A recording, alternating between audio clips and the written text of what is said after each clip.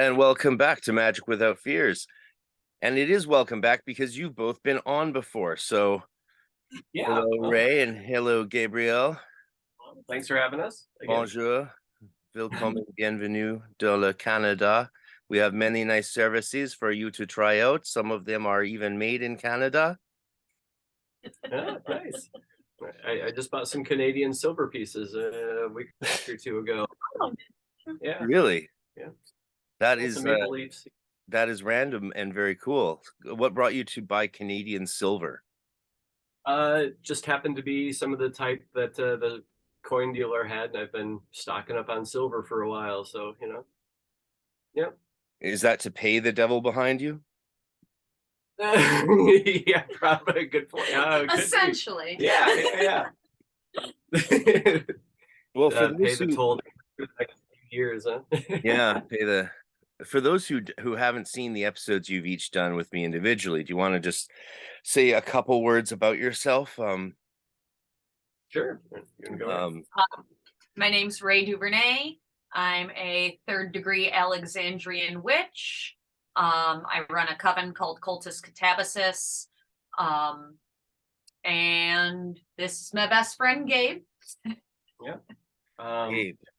Yeah, and I'm not currently in any covens or anything, but I am a witch, and yeah, I do a whole lot of psychedelic shamanism, and kind of opened the mission to draw my own tarot deck about close to a decade ago, after having the big DMT experience, and that's kind of where I'm at right now. I'm about 18. I think I'm working on my 18th card for the official one that I'm doing of the Trumps. So Yeah, fabulous. I look forward to seeing some of that later. And of course, your art's on display behind you for everyone who can see. This is what you do with those rooms that don't have straight walls. Yeah. My whole room is kind of like a big weird museum of things. So it's fun. Yeah, it looks great. Looks great. Thanks. So yeah, so of course you had a very popular episode on the podcast, the most listened to one so far. That's just how it is. I mean, assuming we exclude Damien's YouTube numbers, because that just doesn't. Plus he's Damien, it's hard to compete there. He's got a little more of the rock star status than we do currently, so I mean, yeah, he's got the big beard, and no, it's actually he's we chatted about a few things recently. He asked me if I was actually in Canada, and I wrote back yes. Are you planning on visiting? And he wrote back, hell no. But he wanted to know some things, some of the down low of what's going on up here with our weird ass police stations here from China, which is weird. Like I don't want to talk about. Yeah, they're like monitoring Chinese citizens and stuff. It's very weird, and yeah, I mean we'll probably get rid of them, right? Because laws. Right. Yeah, I hope so. I mean, welcome to dystopia, Yeah. Yeah, but no, we're gonna escape from that stuff today with the podcast. That's the idea, to leave the world for an hour or two or three. So leave the world. Yeah, I don't know what's been new and exciting in the world of witchcraft. I know that there's been some conferences that America has had since opening up. And did you guys go to one, or did you, Ray?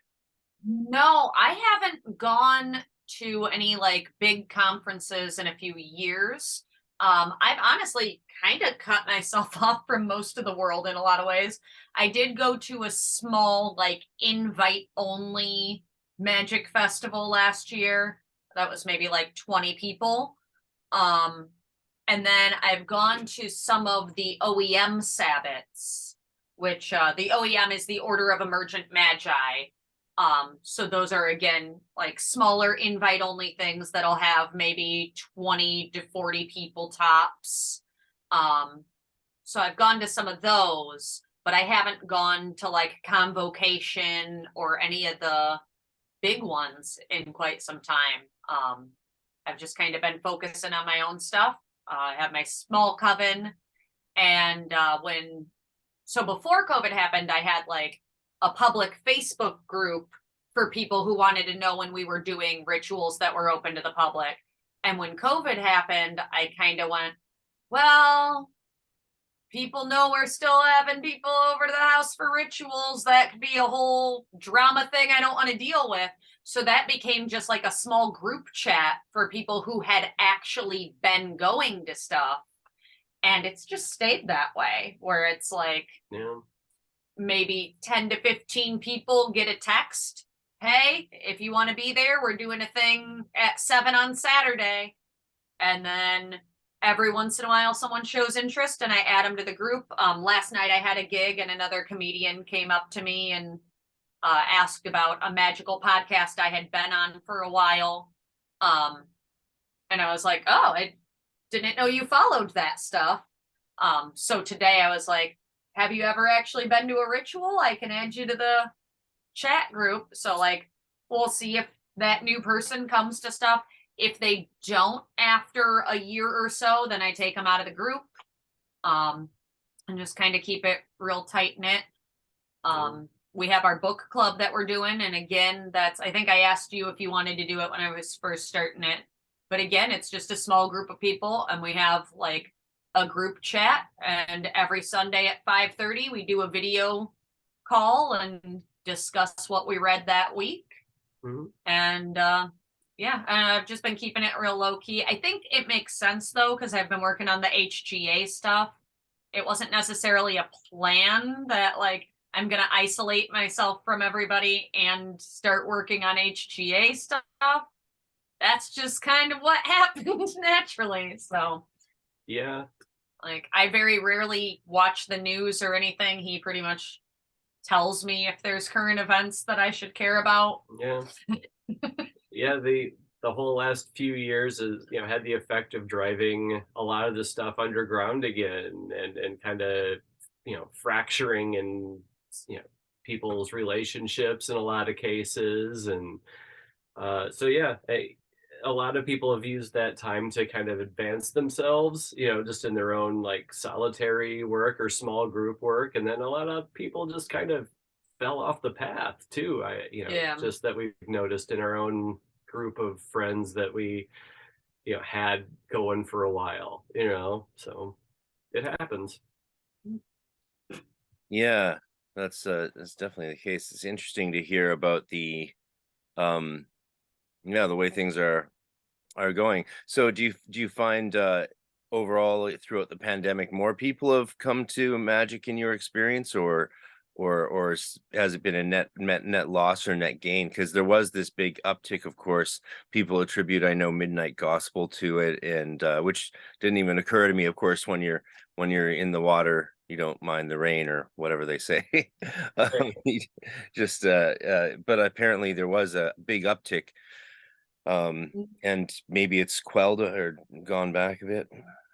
I mean, there might have been, like I said, I've been more or less cut off. So I don't know if I would notice if there was, overall an uptick. I've heard some people say that like a lot of people are like doing witch stuff on TikTok.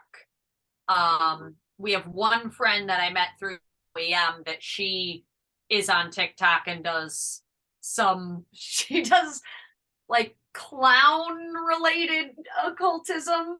And it's interesting because a lot of people like think she's doing like a chaos magic thing, but she's doing like deeply ceremonial shit. Well, as a clown.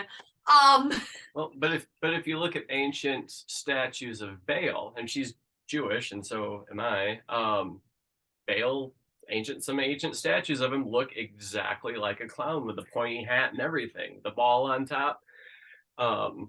And so I don't know, it's kind of my interpretation after submerging myself in all this as much as I have, that Baal is very much a clown god in a way. And so he's a jokester, he does the things, So yeah, I personally view the clown thing as very legitimate myself. So. Yeah. Oh, it is. And I know it is, but I know that people who don't know have looked at it and thought it was something different than it was. Because she's had situations before where people have said something to her about like, oh yeah, I love that you're doing like chaos magic. And she's like, oh no, I did a whole solar hexagram thing that Ray doesn't even understand when I talk about it before you guys came into the circle. Chaos magic. Do you know how many symbols I had to memorize for this? Give me some credit. Red nose doesn't mean I'm not a serious magician. And plus, like the absurdity, you know, I think helps get you into the right headspace to do ritual. You know, I think it activates the theta waves a bit better. Personally, you know, you want yourself not in normal everyday baseline consciousness when you're summoning demons or what have you, you know. Yeah. Do you think I remember being surprised the first time I saw the clowns in the DMT land in hyperspace, and you know, that's a thought. Baal. I never considered that, but certainly, of course, the sacred clown's a powerful symbol. And oh yeah, I agree, 100%. Now that I think about Baal and the images I've seen, it's like, oh yeah, I'm just not, of course, a goetic person to the extent that many are. And actually, it's hard to even say that word without thinking of poor Mr. Jake Stratton Kent. Not poor, but great Jake Stratton Kent, who's passed on, right? What a legend. Hey, just take a second to appreciate that wonderful fellow. Have either of you read much of his works? No, I don't think I have. I don't think I have either. Oh, well, you're definitely in for a treat. Yeah. All right. Cool. I should have read his stuff sooner, because I told him I wanted to read one of his books before we podcasted, and that was a long time ago. That was early days.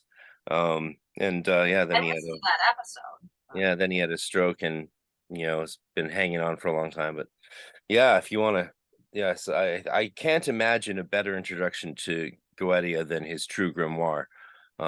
It's just I couldn't put it down cover to cover, like 4 or 5 days straight. I just couldn't stop reading it. It was really really something. And I think he's an amazing occultist. We were lucky to have had him. Oh yeah. Yeah. It's hard to read all the people that you really gotta read, though. Like there's just so many of them. Yeah. And so many of them are not easy to get through either. That it makes the list seem even longer. Like we're working on Blavatsky right now. The unabridged version of The Secret Doctrine, which is a 2-book volume, and each book is like this thick.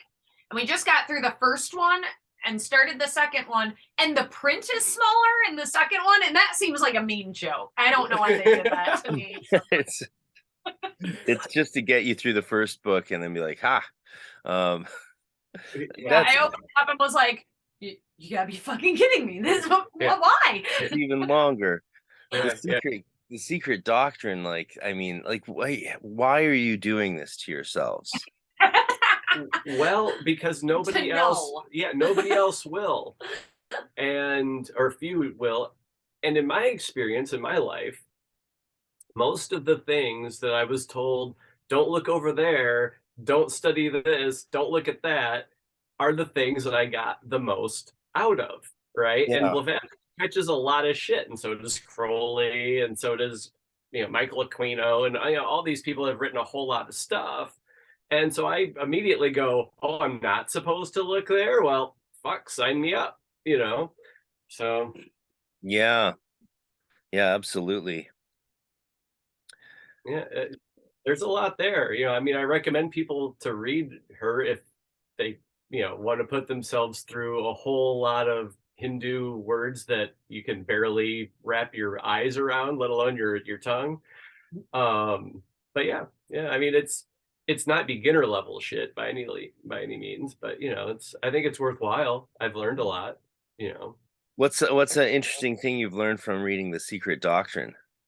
Oh, one thing that has affected my whole perspective on the HGA thing is she talks at one point about how like every soul like starts as a stone, and then after so many incarnations, if you do the shit you're supposed to do, you can become a plant. And then after so many incarnations, if you do the shit you're supposed to do, you can become an animal. And then after so many incarnations, you can become a human, and then a celestial type being, like an angel. And that made me realize that, like, so we are to angels what cats are to us, right? So I am my HGA's pet cat, right? Like my HGA looks at me and they're like, yeah, humans are adorable, but this particular fucking human is the one I give a shit about. This is the best human. Yeah. That's my theory. That's hilarious. One of the things that I got so far just recently out of it is, when you compare and contrast it to people like Manly P. Hall and stuff, and dig into a lot of this other occult writings. The occult isn't just magic and witchcraft. Like if you look at it, she's referencing stuff in there like Agartha, like Inner Earth kind of stuff. And and so does Manly P. Hall. They go into these very like cryptids and all these other types of things. And it's like people want to say, oh, the conspiracy theorists are crazy. It's like, well, but like, but that's especially magic people. A lot of magic people think, oh, conspiracy theorists are crazy because they believe in Hollow Earth or something. It's like, have you even read your own goddamn magic books? Because it's in there. So you picking and choosing. I like this page of Blavatsky, but these other 5 suck. Well, and a lot of people have come to the realization, and not everyone, obviously, but a lot of people seemingly maybe lie about having read Blavatsky. Like, I'm not going to name any names, but there's someone we both know that at one point told me I'm a crazy person because I do ritual of some sort every day. And she claims to have read Blavatsky. And now that I'm reading Blavatsky, I'm like, there's no way in hell that you got through this book if you think that me doing a 10-minute ritual before I go to bed makes me a crazy person. Yeah. Like, you just fucking didn't. Yeah. Yeah. No. No, I think I heard something recently, Gabe, about where Manly P. Hall's funding came from. Do you know about that? I haven't heard that one. I don't Yeah, recall. I think was it from like the Rockefellers or something like that? Hmm. One of those families that is fuel to the conspiracy stuff. I mean, which is I thought was interesting. Of course, those families obviously give money to tons of people. It's like it's hard to keep track of, right? Well, but I mean, you look at these families too, and they have occult roots going way, way, way the fuck back. So these people are occultists. The occult fingerprints are all over their stuff. So yeah, of course, I'm not shocked that they would finance Hall. Like he was, Just in case he finds something. Well, yeah, and also like he's considered one of the big Masonic philosophers of all time. And you can't tell me that a lot of those people aren't Masons and and other societies. So of course they're going to be financing that kind of research. Why wouldn't they? Mm-hmm. Yeah, I mean, just because they all hang out on private islands together doesn't mean they're doing anything bad, right? Yeah, right. How's comedy been going otherwise, Ray? It's been going all right. I've drawn back from comedy a little bit. I never book more than 1 gig a month, but I've been enjoying it. I've been focusing on a lot of other stuff. So I'm definitely not doing more than 1 gig a month right now. I've gotten into jujitsu and boxing, in addition to running a coven and having a day job and all that. And Awesome. that I'm doing with the HGA. So How's the boxing going? boxing is going good. That's actually why we need to stop at 3:30 because I'm going directly from here to boxing. But yeah, fucking love it. I kind of didn't realize how much of my identity was tied to being a fighter until I got back into some form of fighting. Because I grew up doing like sword fighting and staff fighting and battle axes and stuff with the Ren Fair. And I stopped doing that around the time I was 24.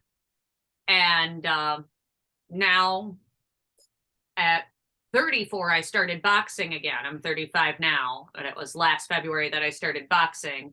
And then I got into jujitsu in September. And yeah, I don't know. There's a part of myself that came back that was like, oh, I fucking love hitting things. This is my favorite activity. How did I forget? Yeah. And that kind of paralleled with me when I got into that aspect of my life, doing the HGA thing, is, I rediscovered my visual art thing, which I abandoned since I was a teenager for the most part, and so it might be just a common thing, amongst people that do that spiritual work. They go back and go, hey, when I was a little kid and I wasn't, operating on anything but instinct, this was my thing. And then you kind of have to go back years later and rediscover your thing. It's like, the angel or whatever you want to call it goes, hey, go back. There's a thing there you missed. Right. There was something you used to know you were supposed to be doing. Mm-hmm. Yeah, very, very interesting. I've certainly felt that way with different practices, from magic to academic ones to things like martial arts and fencing and actually, a big one was Dungeons and Dragons, ironically enough. But like most people, I had to give that up in my early 20s. Early 20s, because just school, and work, like life. Life happens, and there's no way to do that while doing grad school and having a marriage and all that. And I just let it go and tried to bring it back. But I remember what was interesting was every time I tried to bring it back into my life, there just wasn't room for it. No one had time to sit down and enter a fantasy world in the evening, because everyone's lives were just too fucking busy, which might have been the real problem there or something. I haven't unpacked those stages of my life too much, which is fine. But now that it's come back in, and we lost it from August to present, and we're just getting it going again, which is a classic mistake. We let someone into the group, and then we let his girlfriend into the group, who wasn't a gamer, and it fell apart so fast. So yeah. I mean, everyone has to start somewhere. Oh, sorry. Go ahead. Everyone has to start somewhere, but non-gamers often don't realize how seriously the game has to be taken for it to be fun. Right? If you're looking at your watch after 2 hours to get home, you're not doing it right. So I look forward to getting back to it. It's something about having to be physically around other people and solve problems with them in that kind of space. And for the first time ever, I recently read a passage in one of Nick Farrell's books where he actually talks about Dungeons and Dragons as a form of path working. He's like, people were path working and they didn't even realize it, which I thought was interesting to hear addressed from someone, because certainly as a kid growing up, you go into some strange alternate realms where you totally forget you're in the room. Yeah, I would agree with that. I think it plays into understanding game theory too with life. When you can kind of look at your life as a big video game, and you have attributes and you go up levels and shit, you can kind of make a game of existence and get further. At least in my opinion. But it's funny you bring up Dungeons and Dragons. I do all my drawing like right next to where the camera is here, and I've got a couple of these like first edition. Oh, amazing. That I Monster Manual of Fiend Folio that I've been using for reference material for one of my new cards. So that old DMG right there is literally how I learned to read that book, that hardcover. That was what because we learned to read late in Waldorf school. So by age 9, I was just I was desperate to get going, so I picked up that book and just started plugging through it to, because I wanted to know what the advantages were to different classes of monsters and all of that stuff. And once you get into that sort of gaming, playing once a week with your dad's not enough. You and your buddies want to do it 24/7. Oh, we did. I had a group of friends, and that's like, we had these books memorized, like, and so we were just dorks, huge nerds. Oh yeah. Yeah. But it was great. The amount of page numbers I still have memorized for the second ed player's handbook is crazy. Yeah. Yeah. And it kind of sets you up to reading some of the crazy shit you read later. Like, it's easier to plow through Blavatsky if you've trained your brain to do stuff like read through 20 charts of damage for different melee weapons. Fair. That's hilarious. Yeah. Blavatsky. Yeah. Of course, then when we found out that spirits were sort of real, and we could interact with them and maybe get things from them, then of course that's when the D&D group became a coven. Well, just like the Chick track said it would. Yeah. Yeah. No shit. I mean, there's not much more interesting than engaging with those sort of spiritual realms. Someone asked me what I meant on a comment section some recently about what I meant by spiritual realities. And I was like, oh, this is a trap. I'm not falling for this. I know what the reply guy will say, so I'm not going to answer it. But it made me think, what is a good simple answer for what do you mean by spiritual realities? Because it's a cheeky kind of question, unless you're actually really sincerely asking, which I guarantee this person wasn't. It was like definitely some materialist wanting to jump on the bandwagon of telling, saying you're mentally insane if you think that spirits can have any impact on this world, or that gods can have any impact in reality, or that anything spiritual that people interact with has any impact in our world whatsoever. Obviously, this kind of line of thinking always ignores the human experience, and the experience of religious people or any spiritual practitioner whatsoever. And even worse, the bigger crime is the casual discarding of the question of what reality is in the first place. Of course, right? Is reality just this objective thing, and we're just some sort of thing moving through it that's gone, or is it a subjective experience, or something in between, which is most likely what it is? So I don't know what if someone asks you guys what do you mean by spiritual realities? What comes to mind?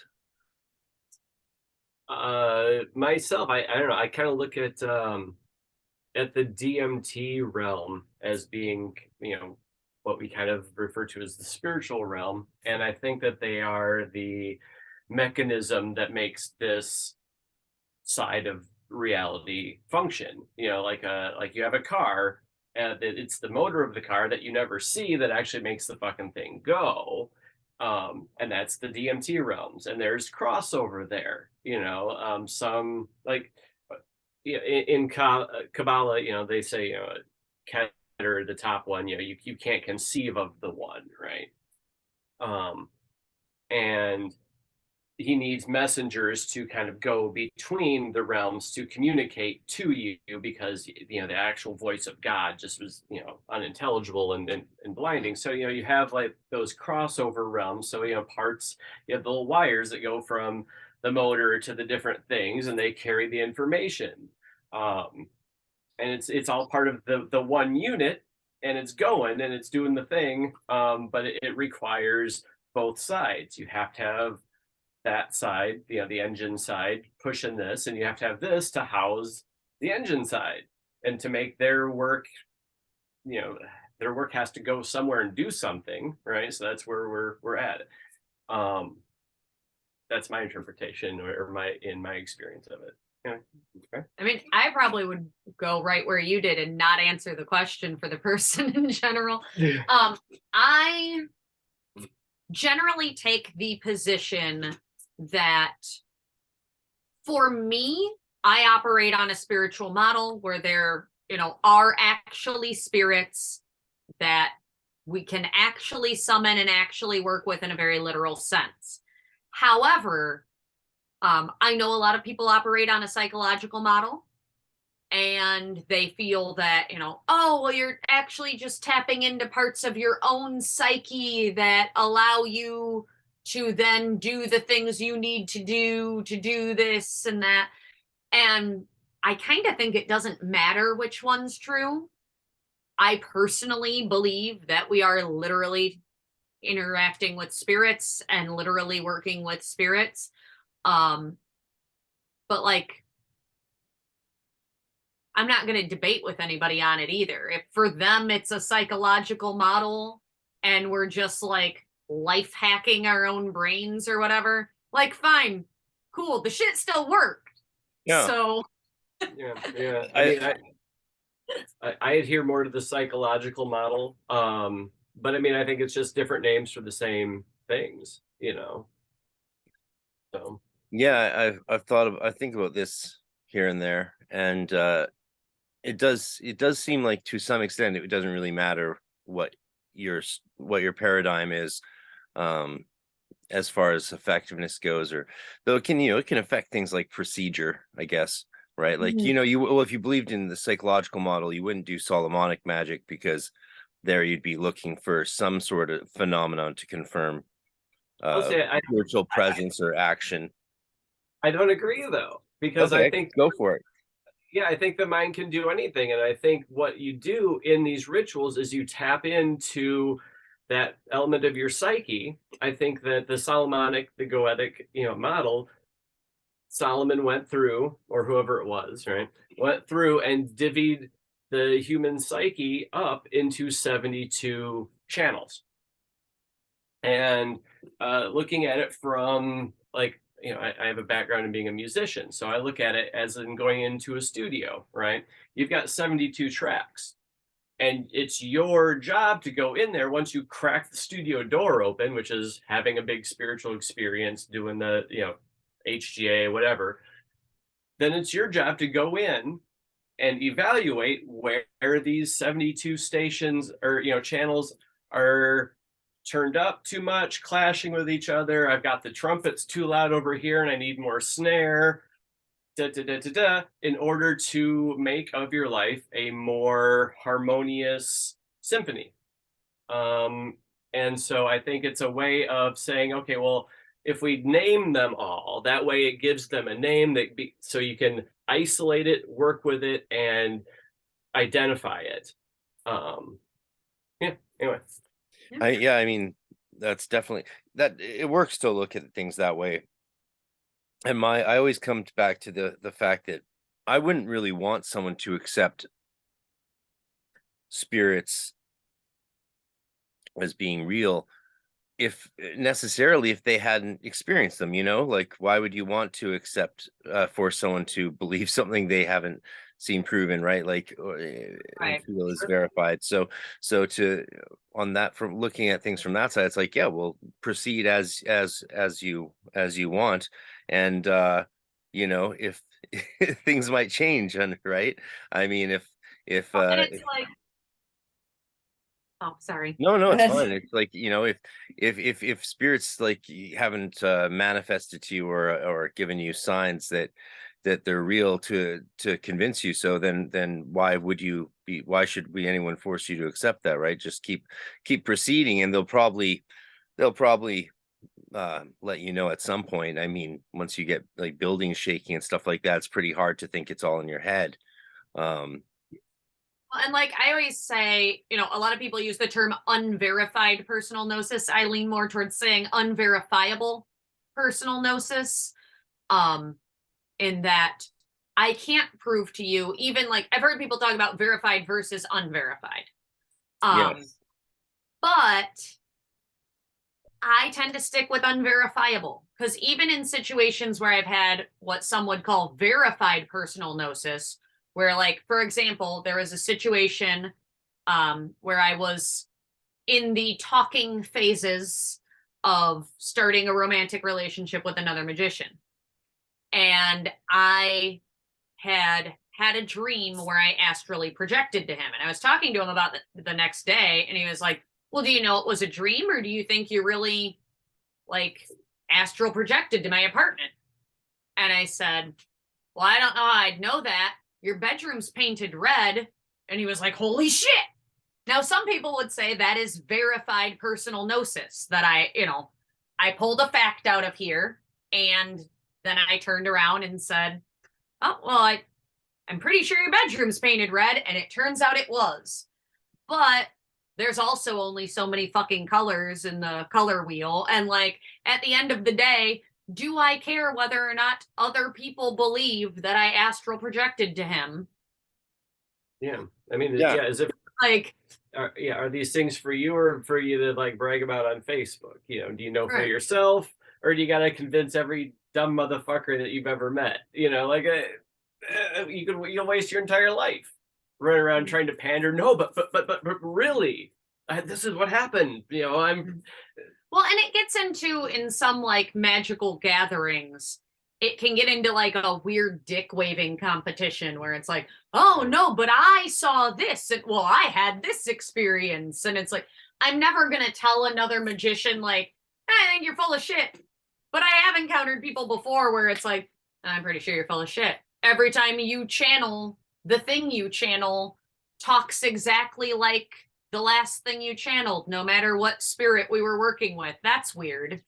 well, But I'm also not gonna try to be the magic police and be like, nope, I know who's really having an experience. Like, so I stick with unverifiable personal gnosis. I don't have to accept your gnosis. You don't have to accept mine. And if I do think you're full of shit, maybe I just kind of quietly step back from working with you and go find people that I don't think are full of shit. But we don't have to have a confrontation about it. so I kind of look at this as communication from spirits and verifiable kind of things. I look at synchronicities a lot. You know, in drawing these tarot cards, which you're playing with very old sacred religious energies, messing with them, right? I've had more crazy synchronicities than what you could really account for with with just random chance. Oh my god, like just too many. And it happens all the time. And my friends that are around me and kind of experiencing this whole journey as well, they see it too, and it turns into kind of a weird thing. Like we talk about it, like, hey, I'm starting, like for example, I'm working on the star now. Thank God. Right. So and it's an Aquarius card, and I'm working on it. Just happen to be working on it now when Pluto's about to move into Aquarius, and yeah, and so it turns into a thing of like, I'll talk to my friends and we'll say, well, what do you think's going to happen now with this one?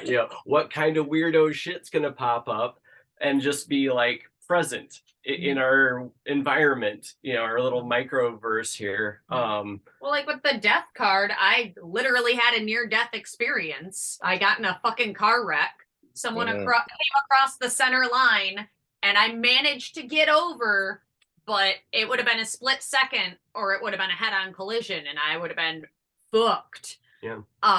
So I was real happy when that one was done. There's a ritual I've been thinking of doing, which involves ritual waterboarding, and I was like, we're not doing that during the death card.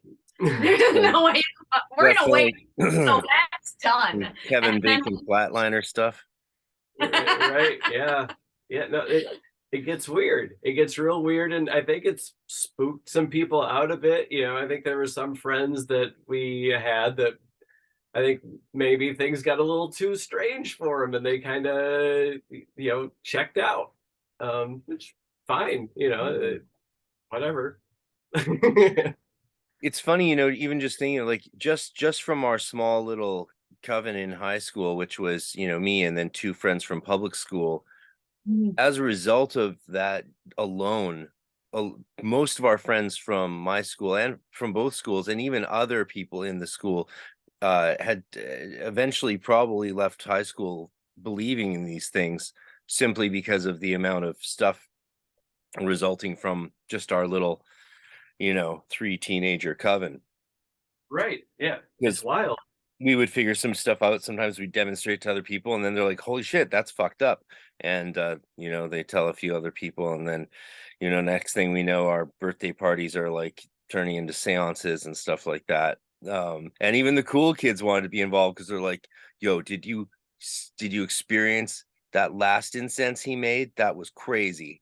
You know, Yeah. I couldn't believe that sitting in a circle, holding hands with this new incense I concocted would cause such radical experiences, just that alone. So Yeah, it's true. There's a lot of power in these things.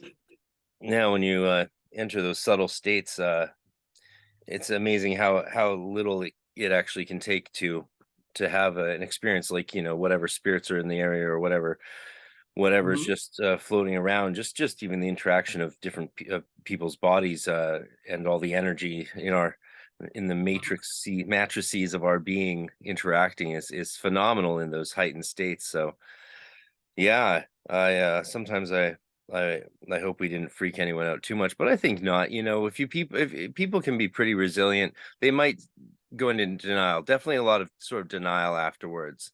Feel A that. lot of that, like, the nod of respect in the hallway, but like we don't need to see further. Like that was enough. Yeah. Yeah. That was cool. Yeah. Yeah. Yeah, that's funny. It's funny. So yeah, speaking of the tarot work, you've been doing, and you're Jewish as well. So what do you think of that the last podcast that I did with Stav Appel? Oh, Um, he hasn't listened to you that one. haven't I don't seen think that yet? I Oh did. man, we'll have Um, to talk just privately sometime once you've checked out his little show, because oh, the for sure. it yeah, I'd love to hear what you thought of it. Okay, cool. That's another interesting thing is so he pronounces it Appel, I but think, it I don't know. okay, but also it's spelt the same way as my mother's maiden name, and she pronounces it Apple. Um, but I just thought that was interesting. It's the same last name. Yeah, I don't quite recall. I think he says Appel, but maybe probably both ways. Um, Mm. I don't think he minds. But yeah, no, very interesting research he's doing into this one Tarot de Marseille, where it looks like in this one deck that someone hid Jewish teachings at a time when, it was otherwise illegal. Okay. Turning a game into a secret Jewish messages. Yeah, it's very surprising, but when you look at it, it's very, very convincing. So who Oh, yeah. knows? The research continues. Yeah. Well, as an artist, like you can hide all kinds of stuff in your art, and You certainly do. I do. Oh, I've studied a whole lot of stuff like propaganda, subliminal messaging, MK Ultra. I study all this stuff, and so um, as an artist, you can't help but to put all this stuff in your work after you learn it. It just becomes part of your vocabulary. Um, and so yeah, you absolutely can hide and put all kinds of things in there. And the fun thing about art too is even if the conscious mind doesn't get it, the subconscious does, or at least it sees it, and it'll get the wheels a turning on people. And through repeated, throwing the pebbles at the wall, eventually you break through, and somebody has a like they get it, or whatever message or wisdom that they were meant to get out of that piece of art, or that they do eventually. So Yeah, cool. so what do you expect to be going through with the star card, which of course I love as an Aquarius? Okay, well here, I'll grab it's right here. So there's no ink on it really yet to speak of. I just got the oh shit. I just have the pencil. I don't know if you can how good you can see it, but Yeah, we can get an idea. Oh, cool. okay, so what I did Is that a is dragon at the feet?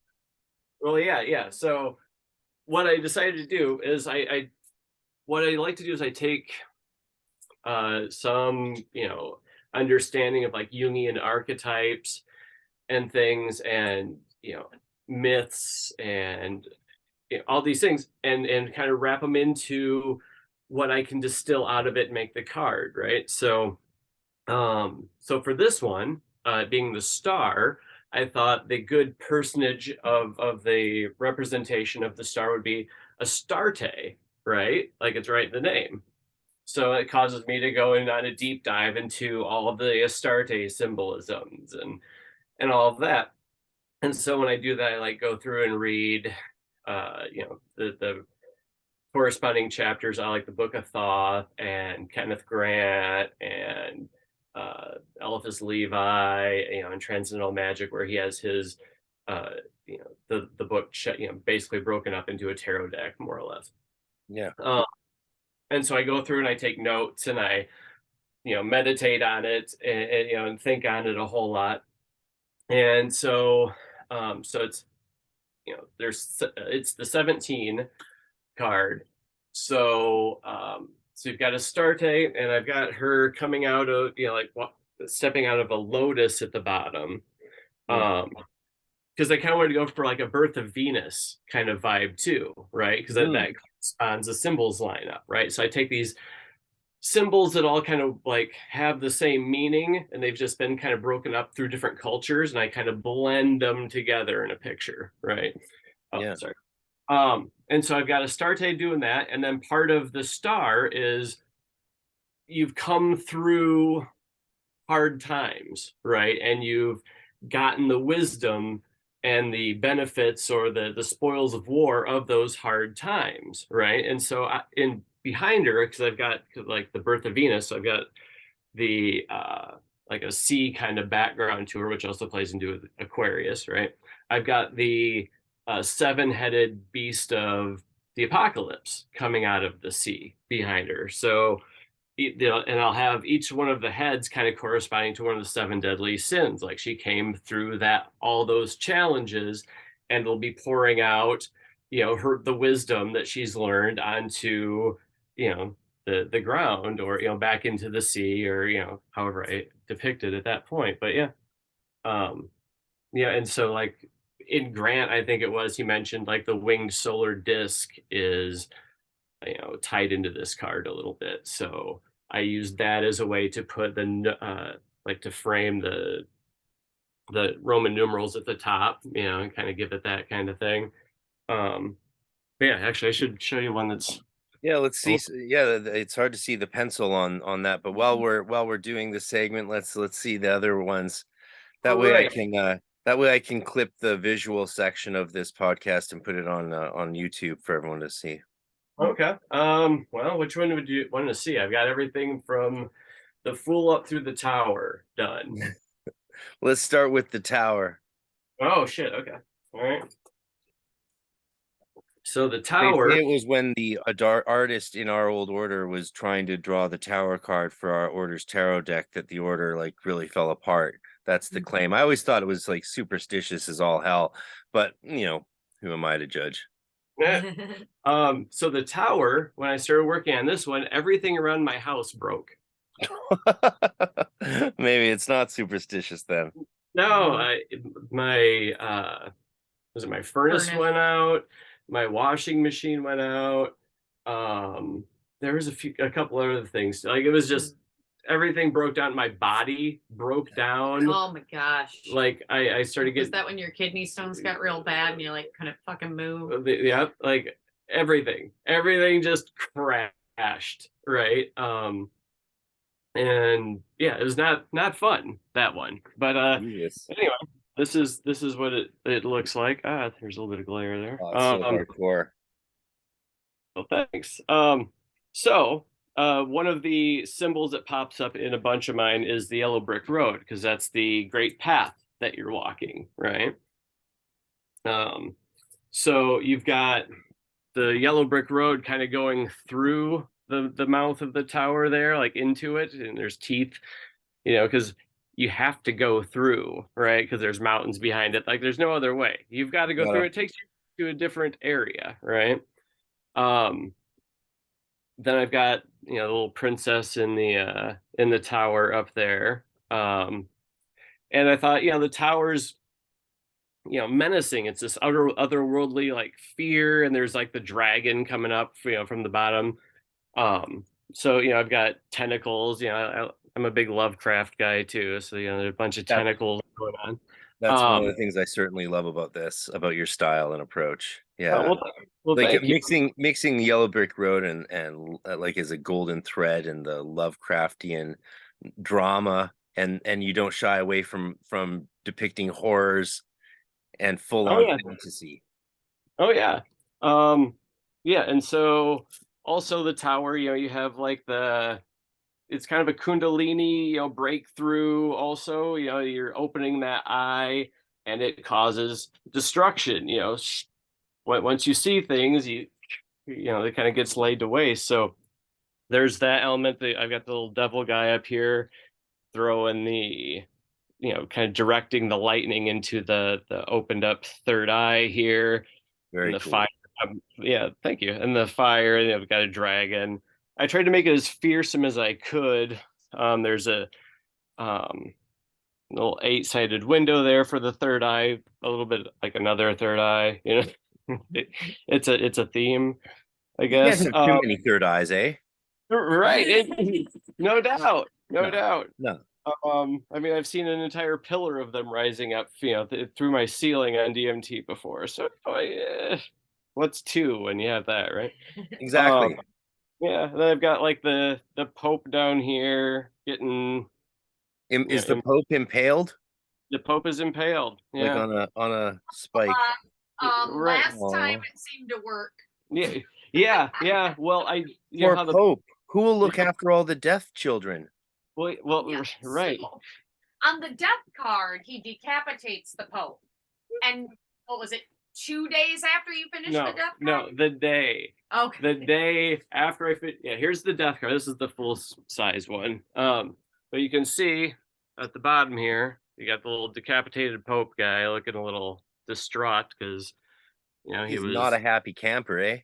Yeah, right. Yeah. And so That is so cool. The fact that your death card's on a merry-go-round yeah. blows my mind. I fucking love that. Well, thanks. Well, I mean, it's life is a big cycle, right? It's a big going around cycle. And It's a merry-go-round if we're lucky. well, right. And Baal being, kind of a clown god in a lot of ways. I like kind of incorporating a little bit of a carnival circusy aspect into stuff when I can. Oh my God, yes. And so, yeah. So the death card. What I did is I took my little death guy here, and I put him on a pale horse, and I thought, okay, well, pale typically means like white or like a real faint thing. But I'm like, bone is pale, that works, right? And so I wiped out the rest of the merry-go-round animals because he's deaf. He killed them all, and the rest of the card is pretty colorful. Except Death himself and the horse he's on is black and white. Because life is this big, colorful, loud, spinning thing until Death comes around and makes everything real black and white real fast. Yeah, and I've got like the little, time, hourglass with little wings on it. There's like a little embellishment. And Time flies. right, exactly. Yeah, and the Scorpio thing, emblem, and Anubis up here, and the bones, and anyway, that's the most recently completed one.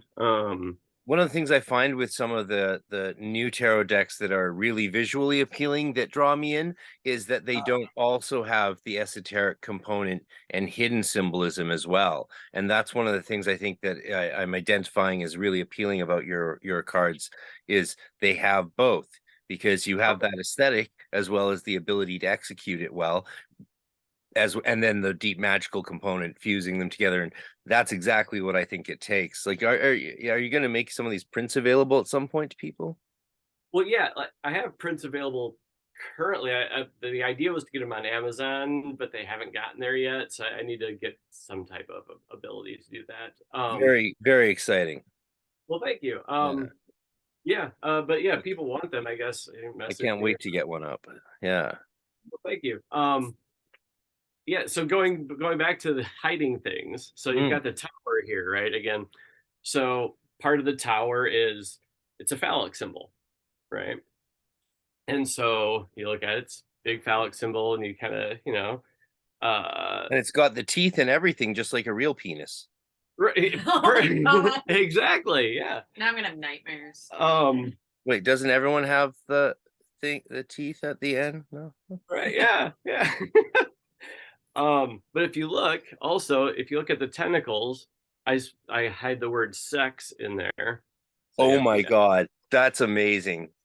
right. And That's if you look at amazing. the position of the Pope and the King, they've both been impaled, but it looks like you could make a case for them thrusting, right? And there's the woman behind each of them that's been impaled, which is another kind of Oh, sexual connotation there. and they tie together in a most explicit way, suggestively. Oh my God, that's horrific and magical at the same time. Well, thank you. I appreciate it. I can't believe that you thought that, but like, I mean, I don't mean it this way. Like, it's hard. I know you. I believe that you would put that much thought into it. It's just it's impressive. It's very darkly impressive. Like, yes, yeah. Well done, sir. Well, thank you. I That's appreciate it. that's probably one of the darkest tower cards ever made, but also one of the funnest. Well, You know, well, it's got a thank you. dragon, it's got the devil, and the yellow brick road leading to the jaws of death and destruction. And Yeah. sounds yeah. like another good day in 2023. Well, yeah, or at least 2020 and up until now, you know. God, I'm hoping we get out of the tower catastrophe soon enough, you know, but it's fine. Yeah. I've speaking of, I guess, the world and magic, one thing I've thought a lot about is where magic could be targeted best for world change and that sort of thing. I know obviously a lot of people are, especially with the Enochian system, which is designed to affect political change in one of its main components, of course, through the airs, which govern different parts of the planet and are meant to affect the rulers and leaders of those parts of the planet. Obviously, I think the initial reaction is for people to try and get their side to win, but that's just nonsense. Like, can't keep going back and forth in this shenanigan puppet show, distracting us from the clear and present dangers that many actually, I think, are waking up to. And I was just thinking about, like, we could do political magic to get better people into politics, or get the people who are there to be, perhaps pay attention to their conscience a bit more, or that sort of thing. Right. Yeah, it's a tricky thing because, on some level, we're supposed to be an advanced species, right? Like, we shouldn't need a farmer to tend us into our little flock mentality, right? But also there's a component of the human experience for most people where they do want to be led. They don't want to take the reins for themselves. And so what do? And because you put somebody into power through politics, and what happens when they have power?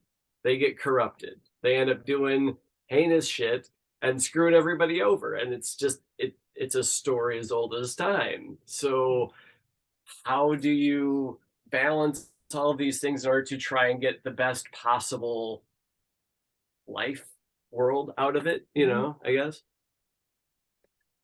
Yeah, I mean, it's almost an impossible question, just in the sense of, like, then you have to, like, does power corrupt, or does power attract the corruptible?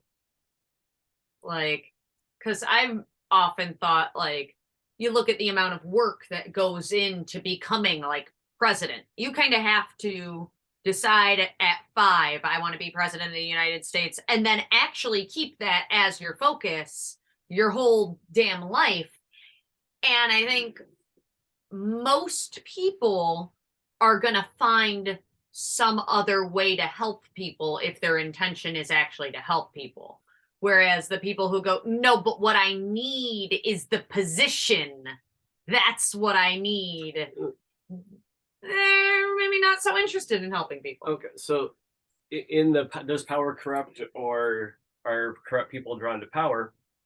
There's been there was an art piece, a performance art piece done by Marina Abramovic Oh, yes. that Marina gave. Abramovic, she's my favorite artist. I mean, well, I mean, yeah, she's a weird, she's an artist. Anyway, I know which one you're talking about, where she like let people do shit to her. Let people do shit to her whatever they wanted. So they had the common observer, common person gets power for a minute, and they were doing fucked up shit. So I think power corrupts. I mean, is there going to be people in the world where that isn't the case? Sure, mathematically, it almost have to be so. But how many of them are there out there? Is there a way to say, hey, we found you. Will you please do this job because there's nobody else that can fucking do it? Yeah, who knows? I don't know. It's an odd one. Yeah. I'm not so sure about that woman's art. She should probably stay focused on her cuisine and cooking. Well, I don't know if that's gonna help anybody either. Well, so yeah. Yeah. Yeah, well, that's how the stereotype of witches eating babies comes around. You got those types. I mean, hasn't eaten things baked into other things for ritual purposes, but Yeah. What was I gonna say? I had a thought. Yeah, what was I lost track of what I was thinking, but it's some strange stuff for sure. Yeah. Well, there's a dark side to these things. It's not all charmed and what was the fucking one, the Fruzabalk, the craft. It's not all, ooh, we're witches and we're doing this fun stuff with these. Some witches that are akin to the craft. Well, right, okay. But it's there's a darker side to some of this stuff, and a lot of people don't want to acknowledge that or pretend it's not there, but it's motherfucking there.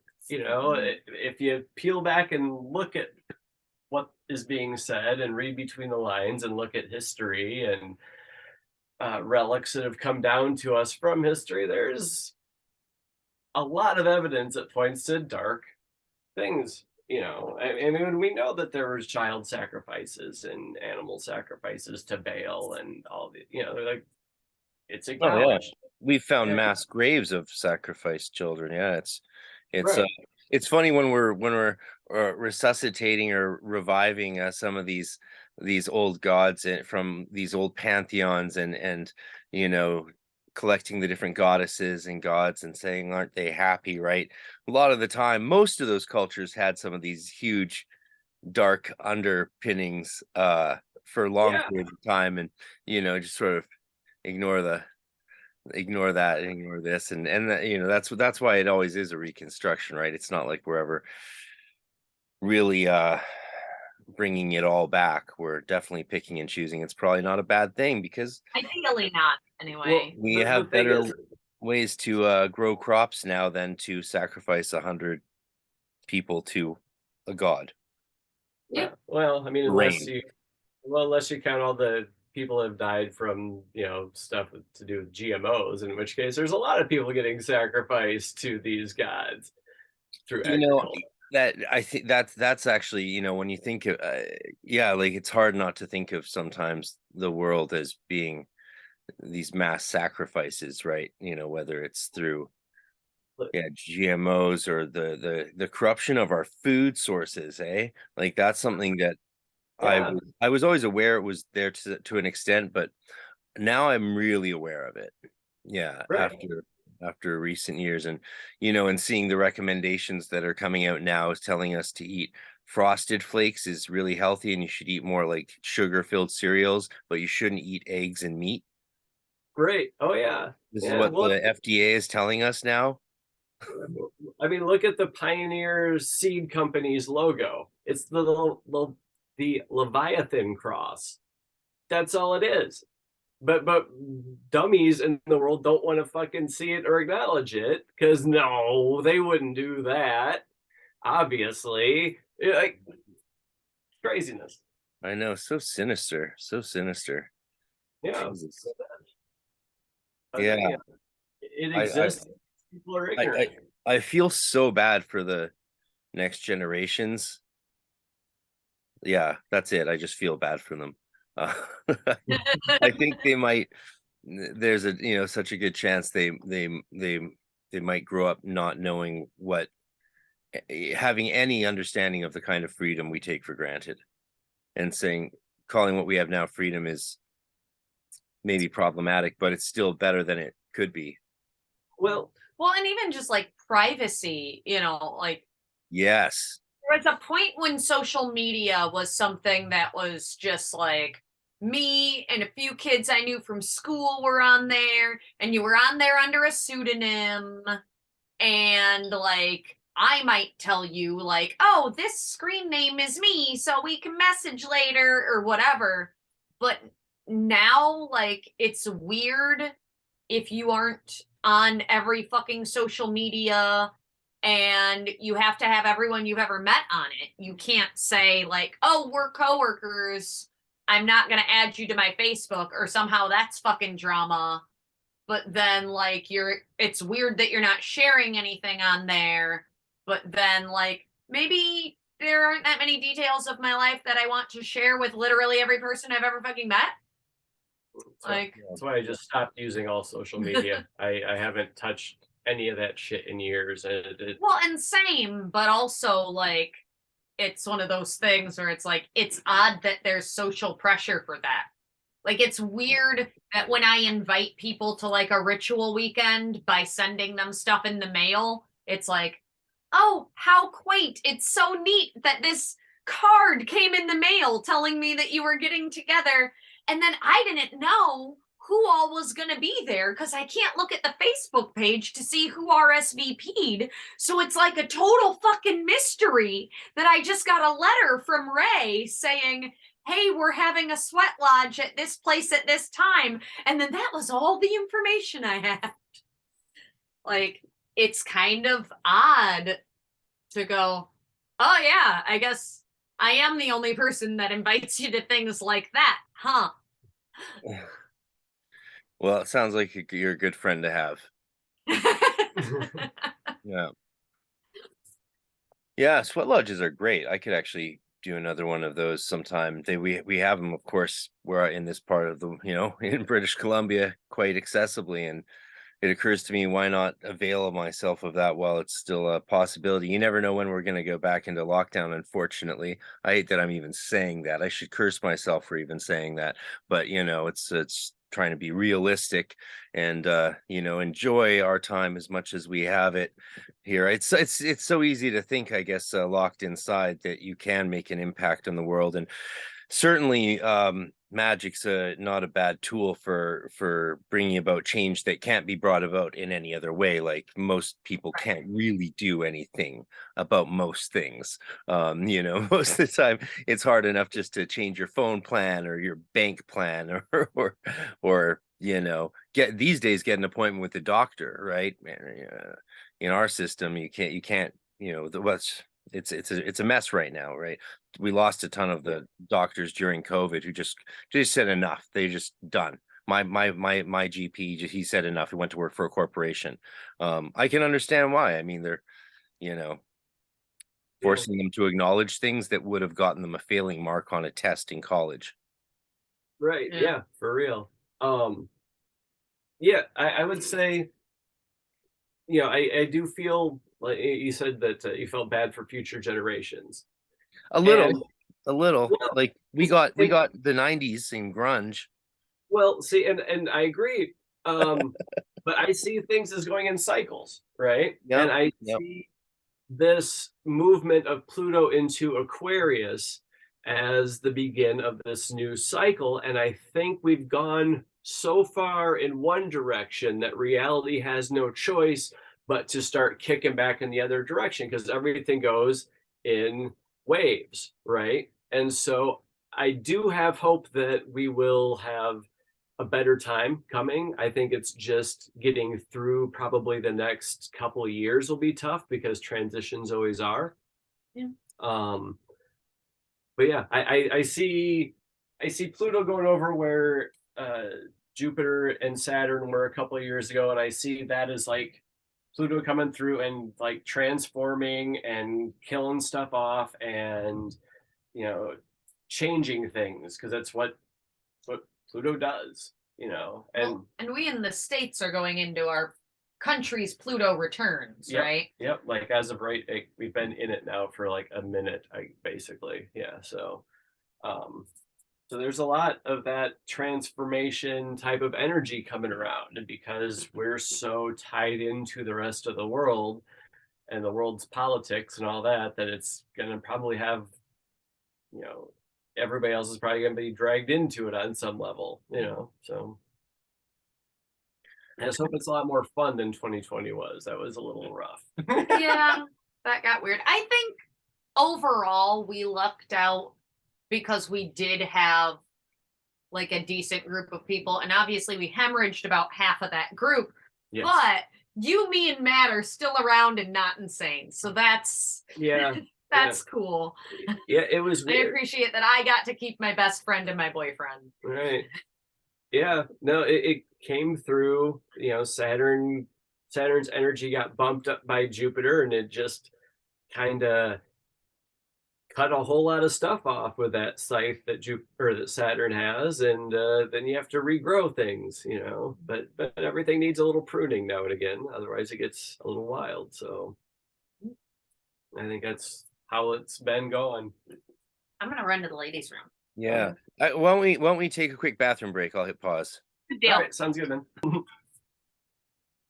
And we're back after a brief child sacrifice to some clown god or other. All right.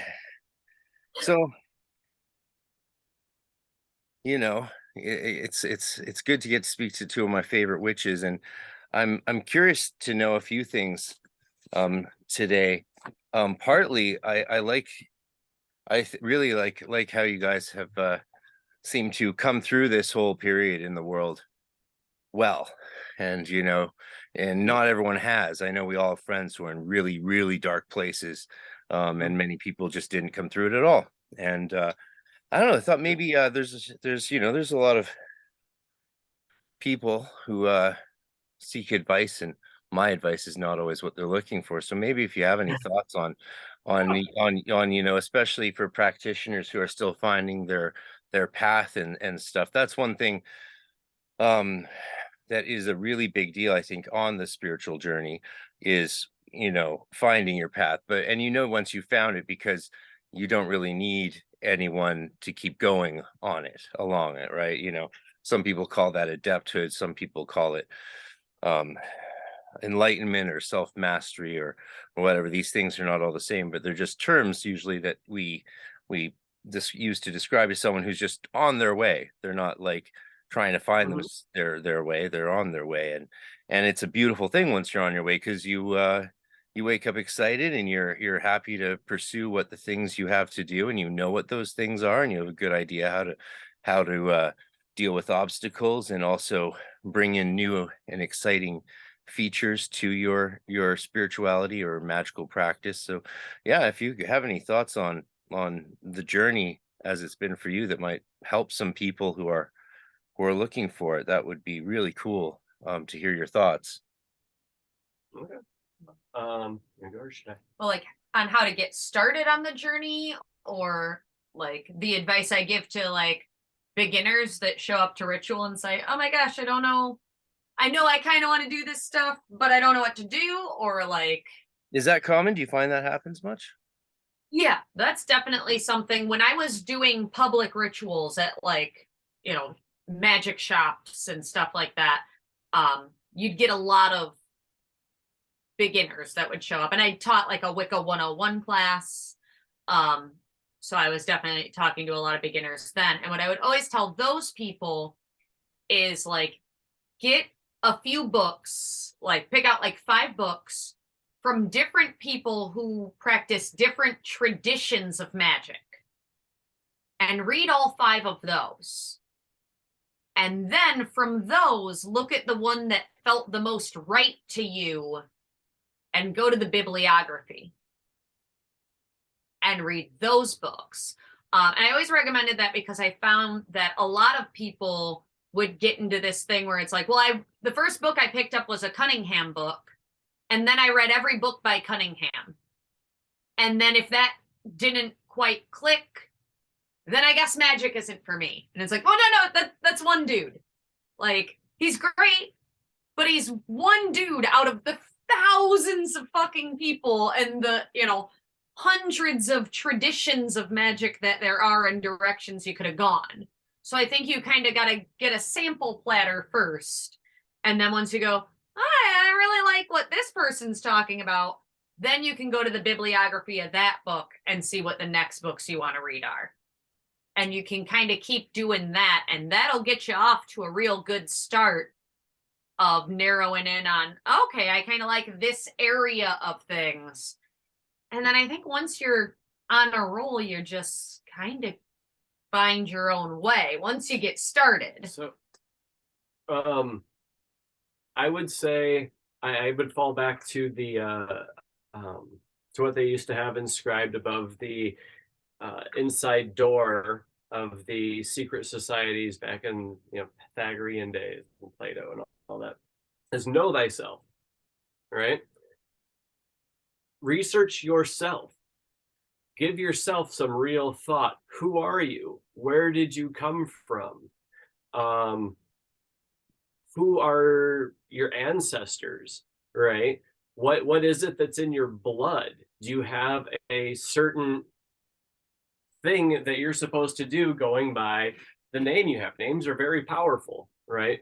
My last name means house by the woods, right? And that's where the weirdo shaman lived. That's the witches, because they're too weird to live in the village with everybody else. They got to live outside the village, out by the woods someplace, right? And by the same token, my last name, DuVernay, means people who live in a copse of alders. And if you look into alder trees, there's a lot of mythology about them being like a place. One thing is where you're safe and where like the authorities can't reach you, but also being a doorway in between worlds. Yeah. So, yeah. My Wiccan wand growing up in my little coven was an alder wand. It was, a piece of alder I found out in the woods and carved into a little double power termination at the end. Yeah. Sorry, go ahead. I'd say look at yourself objectively as much as you can, and killing the ego is a huge part of it. You have to kind of give up and say, I don't fucking know. I just don't know. Because your brain, until you do that, is full of all this shit that it was told to you by the time you popped up, you popped out of the womb until then, right? And you don't know what's real and what's not. Not really. Have you ever been fooled before? Of course, we all have. To think that we haven't been fooled and are still being fooled by something is naive, right? So you have to let go of everything that you thought you knew. It's kind of very Star Wars Yoda kind of, right? You gotta let it go.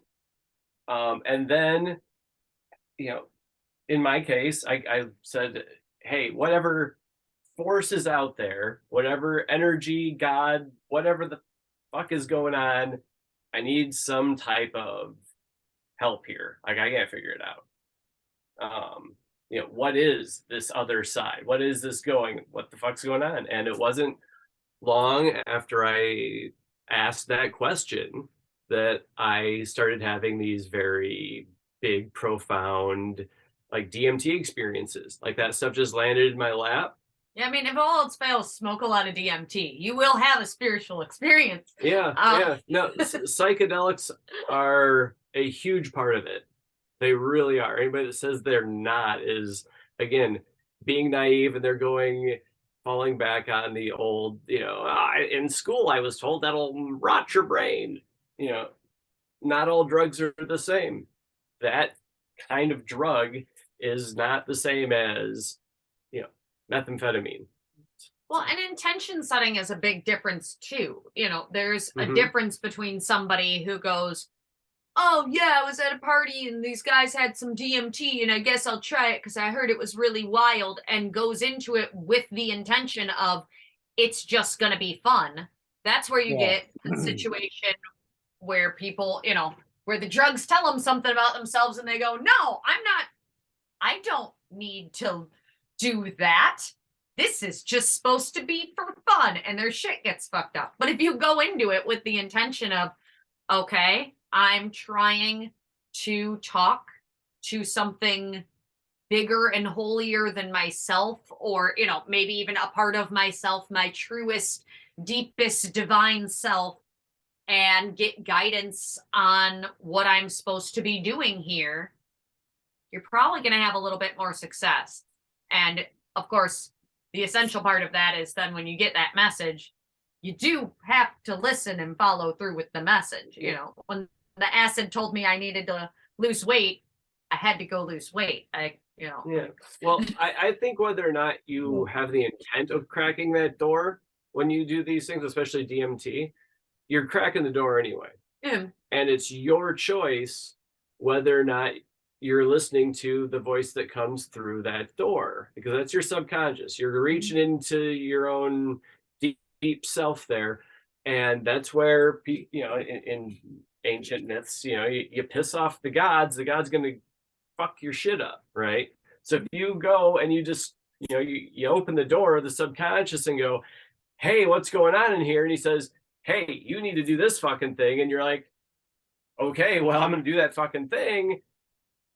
Things tend to work out pretty well, right? But if you're like, "Well, that's a weird experience I had. I don't know what the hell that was about," and you just keep getting shit faced and, Right. don't enact any kind of discipline, or don't listen, I guess, to Right. what Doing the thing sounds like hard work. I'm not going to do that. Fuck you. right, then you're going to go off the goddamn rails. It's a story as old as time. You start playing with the shit, people go off the rails.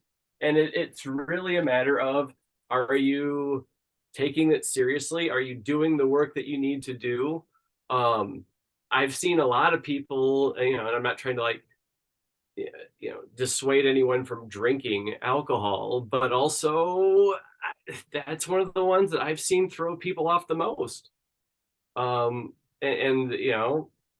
I haven't drank anything in a few years, and I was never really a big drinker before that, but I mean, I haven't had anything. Well, and it's possible to drink responsibly, Sure. but if you're trying to get, if every weekend evening starts with "let's get fucked up," it makes it real hard to do the work. Yeah. And I see it makes things, I don't know, for a lot of people anyway, disorganized, and you need the focus to do the thing. Once you get the real job that you're supposed to be doing, you kind of have to look at it objectively as much as you can and go, okay, what's helping me get this done? What's not helping me get this done? And if this is not helping me, then I should probably either eliminate it or at least really rein that shit in, aside in, certain tightly controlled moments or whatever, because at least in my experience, getting your big mission, the talking to the holy guardian angel, or whatever you want to call it, getting put on your great path, it takes all of your focus, at least for me. And maybe I'm a dummy. Maybe I'm working with a Pentium processor. Everybody's since moved on to gigapentiums or whatever, but whatever the fuck it is, I'm not a tech guy. Okay. So it takes everything you have, and if you think it's not gonna, then it's not for you. At least not yet. Right. And it's there. There's a part of like trusting the universe and trusting that you're doing the thing. You know, it's like I got fired from this big, you know, career job that I had like 5 years ago. And it was shortly after I started figuring all this stuff out, you know, and you know, I've been a few years into figuring it out, but like this is a big subject. So you're not gonna really figure it all out, you know, right at first. And nor will I probably ever. But you know, it's like, okay, well, you're taking this seriously, you're doing the thing, you're really dedicating a whole lot of your time to opening these doors and figuring this stuff out. Well, now this big job that's occupied so much of your time and attention, well, that's gone.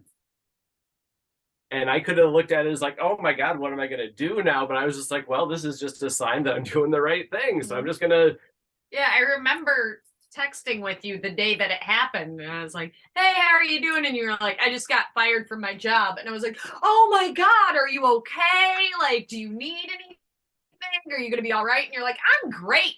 This is wonderful news. Yeah. Oh, wow. Okay. Yeah. I was like, in stride. yeah, I'd done a tarot reading earlier that week.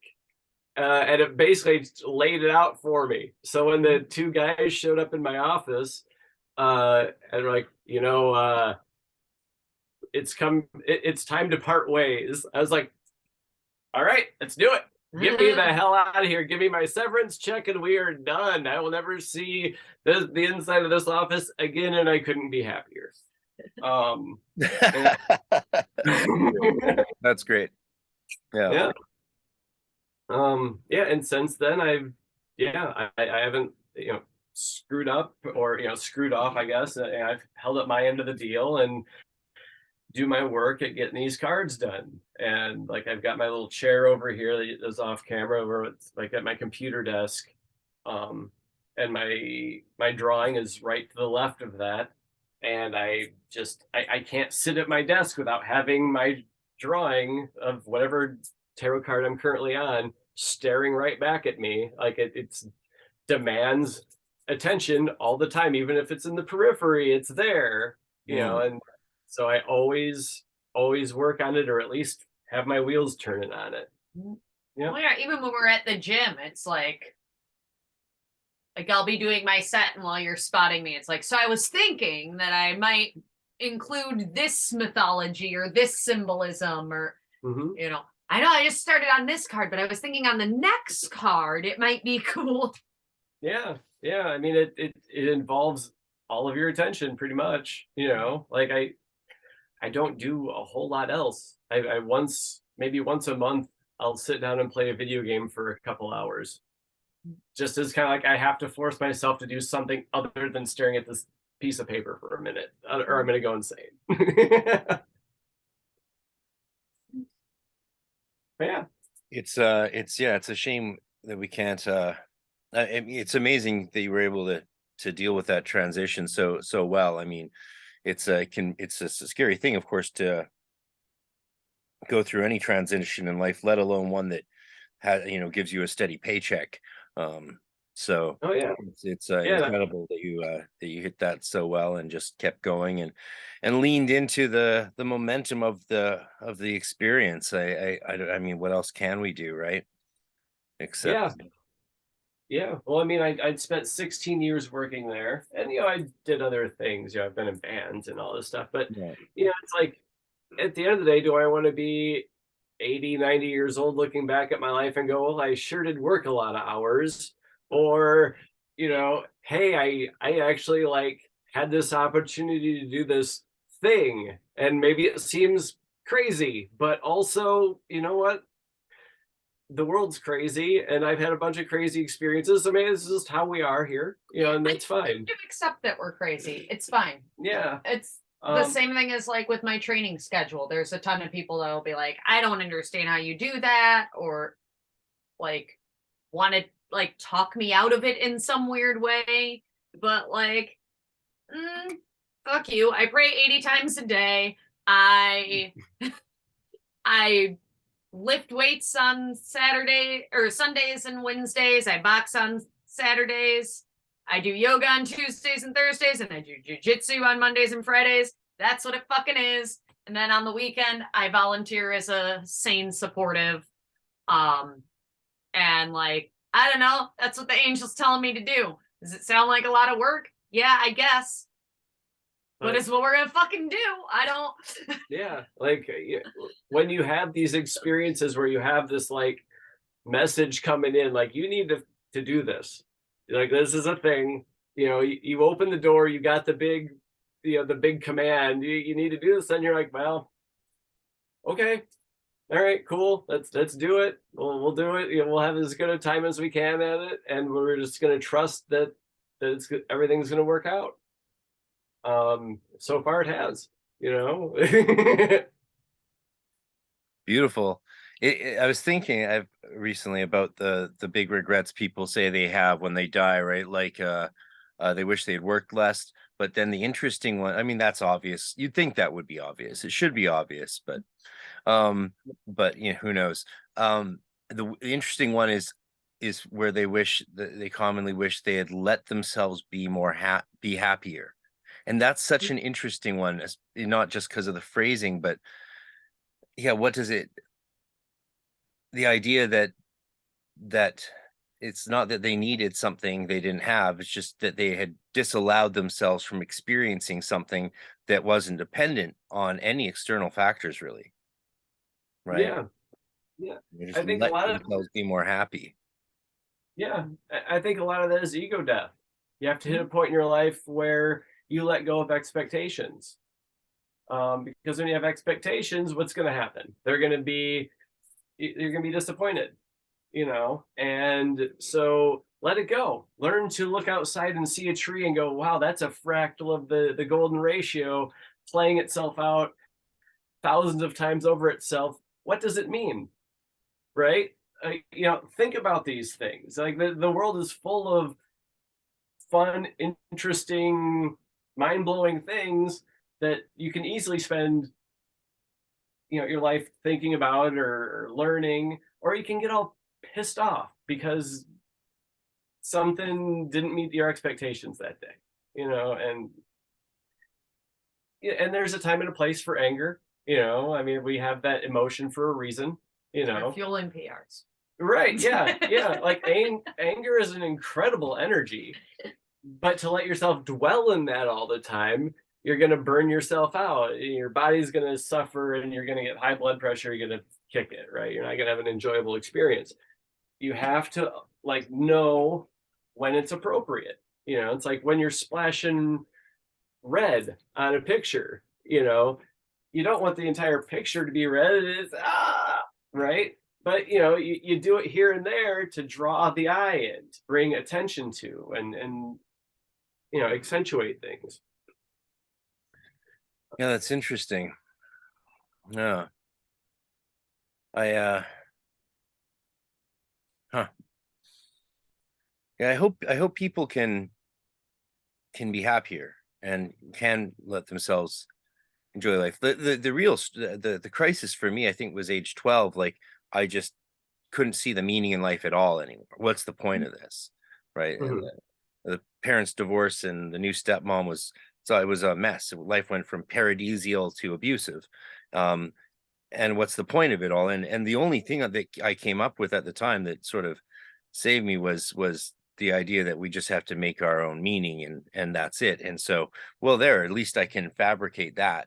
Let me put work into that. And that led to the spiritual experiences that transformed and transfigured my life. Interestingly enough, I mean, maybe I was lucky, but I don't know. I think, you know, if you create the right environment, an environment of hope and intention and like desire for beauty, right? Maybe you can't see the beauty in the world, but you could definitely generate desire for it. You could go see yourself as a treasure hunter looking for beauty, and if all you find is garbage, well, document it. Then that's sort of cool. I mean, hey, Garbage has its place. And maybe eventually it'll become something else in the process, right? I don't know. Looking around the downtown east side here in Vancouver, it's just become, it was always a nightmare. And now I don't know if it was a nightmare before, I don't know what you would call it now. There's like no words to describe it, but Oh, things are weird here too. Yeah. Just in my own neighborhood, like last year we had to call the cops on a couple just random schizoided out walking around in the middle of the street people, like just it's kind of like George Romero film come to life, Yeah. um The thing and that's gotten weird is we used to have those sort of people, but now it's a mixture of half and half. It's like half of the people now are like working two jobs but living in tents because oh, foreign powers have manipulated our housing market in Canada to the extent that there's not only nowhere to go, um, but there's no way to afford it, even if you have two jobs for a lot of people. Like we're building 200,000 houses a year, but letting in 500,000 new people a year, and it's like I'm all for filling up Canada. We got tons of empty space. It would be great to have more cities, but like the math doesn't work out, and as a result, like people are just living on the streets, and it's crazy. I mean, eventually I'll probably go to some country where rent's cheaper, or a city where rent's cheaper for sure. Like East Coast of Canada, you can still get a house for hundreds a month, for just hundreds. Like oh wow. yeah, rent Well, a big house for, yeah, I mean, yeah, you're not in a trendy city or anything. You might be in the sticks a bit, but you know, right. But um like when I was on the sticks, I lived on lakefront property for 400 a month. So, exactly. there are Yeah. benefits. Yeah. And cities are fun, like I live in the middle of a small-ish city, they're fun, but also like there's a certain peace and ability to focus yourself on yourself and work on yourself out in the sticks too. And if that's the way things are seem to be directing you, then like by all means, I'd kind of like to get out of the city currently just because the way it is, like it was a whole lot of fun up until 3 years ago, and then everything is just went bonkers. Right. Well, for the longest time, even when I like lived kind of in the sticks, it was like I was coming up here every weekend so that we could go do cool shit. Yeah. And then COVID happened and all the cool shit kind of stopped. And then it was like, oh, the cool shit was our friendship all along. Like, Yeah. Right. Yeah, I guess the reason people can't just leave the cities is, of course, work. They're here for the jobs, but the jobs don't even give them enough to live, and so we're sort of trapped to a large extent. I personally want to spend the rest of my life where I can see as many stars as possible, but Oh, there's definitely a need for more communities, and I don't know. I hope people keep building new communities out in nature and that sort of thing. It's definitely not easy. Having tried to experience a few of them myself, you can see the struggles, and a lot of people actually aren't cut out for it. sure. For just the isolation and stuff. The amount of people that do turn to like crazy amounts of drug use is pretty intense. Um, Yeah. you know, so yeah. yeah. The world's weird. Right? It's a weird one. But over the next year, Pluto dancing in and out of Aquarius. Because we go into the last It's gonna be degree of wild. hmm? It's gonna be wild the next couple Oh yeah. years. It's Oh gonna be yeah. fucking crazy. Yeah. Well, we go into the last degree of Capricorn on February 11th. Um, and typically it's that last degree where things get kind of crazy. It's like the build up climax before it shifts gears, kind of. So I would expect sometime around Valentine's Day this year for things to start getting, for whatever we're going to have to deal with to kind of start rearing its head a Mm. bit. And then we'll cross over, then cross back, then cross over again over like the next, year and a half, whatever it is. So yeah, I think it's gonna be a bumpy ride, but I think if people work on themselves, use the opportunity to learn to appreciate things that are out there, and maybe unplug from the matrix a little bit, if they can. I think that there's a whole lot of opportunity for people to benefit themselves, and have a good time over it, even if it is going to be a little hectic at times. Just the decision to work on yourself makes such a world of fucking difference. It does. That it's once that becomes your biggest priority, it's kind of like, how do people live that aren't trying to do that? Like, I don't. Yeah. I mean, it's focusing on the proper things, you know, like the world's full of temptations and drama and nonsense to get into, or you can kind of try and find a deeper, higher truth, I suppose, you know. Yeah, it will remain a good time for magic as the world is in chaos and more susceptible to subtle pokes and prods and shifts. That's a very good point. Yeah, It's kind of exciting time for magicians, though I don't like to sound too gleeful. No, I think you're right. I think you're right. In chaos, there's opportunity, you know. Is that a Game of Thrones quote? No, you wouldn't have watched Game of Thrones. That's television. Never mind. Go on. They may have used you it. don't strike me as a big TV watcher, Gabriel. It's not. No, I haven't no. watched TV in years and years. I don't know. Earlier on, I was about to ask you if you had seen this show or something or other, and a voice in my brain was just like, "No, cop on this guy. No, No, I tune in. You know he doesn't watch that shit." It's like, yeah, I mean, I'll have stuff playing sometimes on my computer while I'm drawing, like, you know, but that's more of things like, you know, esoteric things or like body language analysis stuff or serial killer things, you know. I watch movies sometimes, but not super often. Maybe once every couple months I might watch a movie. I love cinema. I love the art form of it. It's just I'm so wrapped up in my own journey that there's not much much time left for those types of things, you know. For a minute there, it was like in the winter we'd do movie nights if we weren't doing a ritual that weekend. But this winter has been mild enough that it's been like, well, we could actually go for a walk. So let's do that instead. Yeah, we do a good amount of walking up here when weather allows. It's, you know. yeah, lovely. Yeah, we do that here. It's been a very mild winter up here as well, which I was expecting. You know, it seems to be that way. Like we had a mild summer, then we have a mild winter, then we have a really hot summer and a really cold winter. It's always seemed to be that way to me, but what do I know?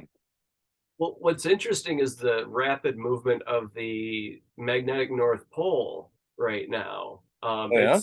It used to move just a tiny little bit. You know, in the time that they've been charting it, I want to say it was back like 1800s, maybe before that.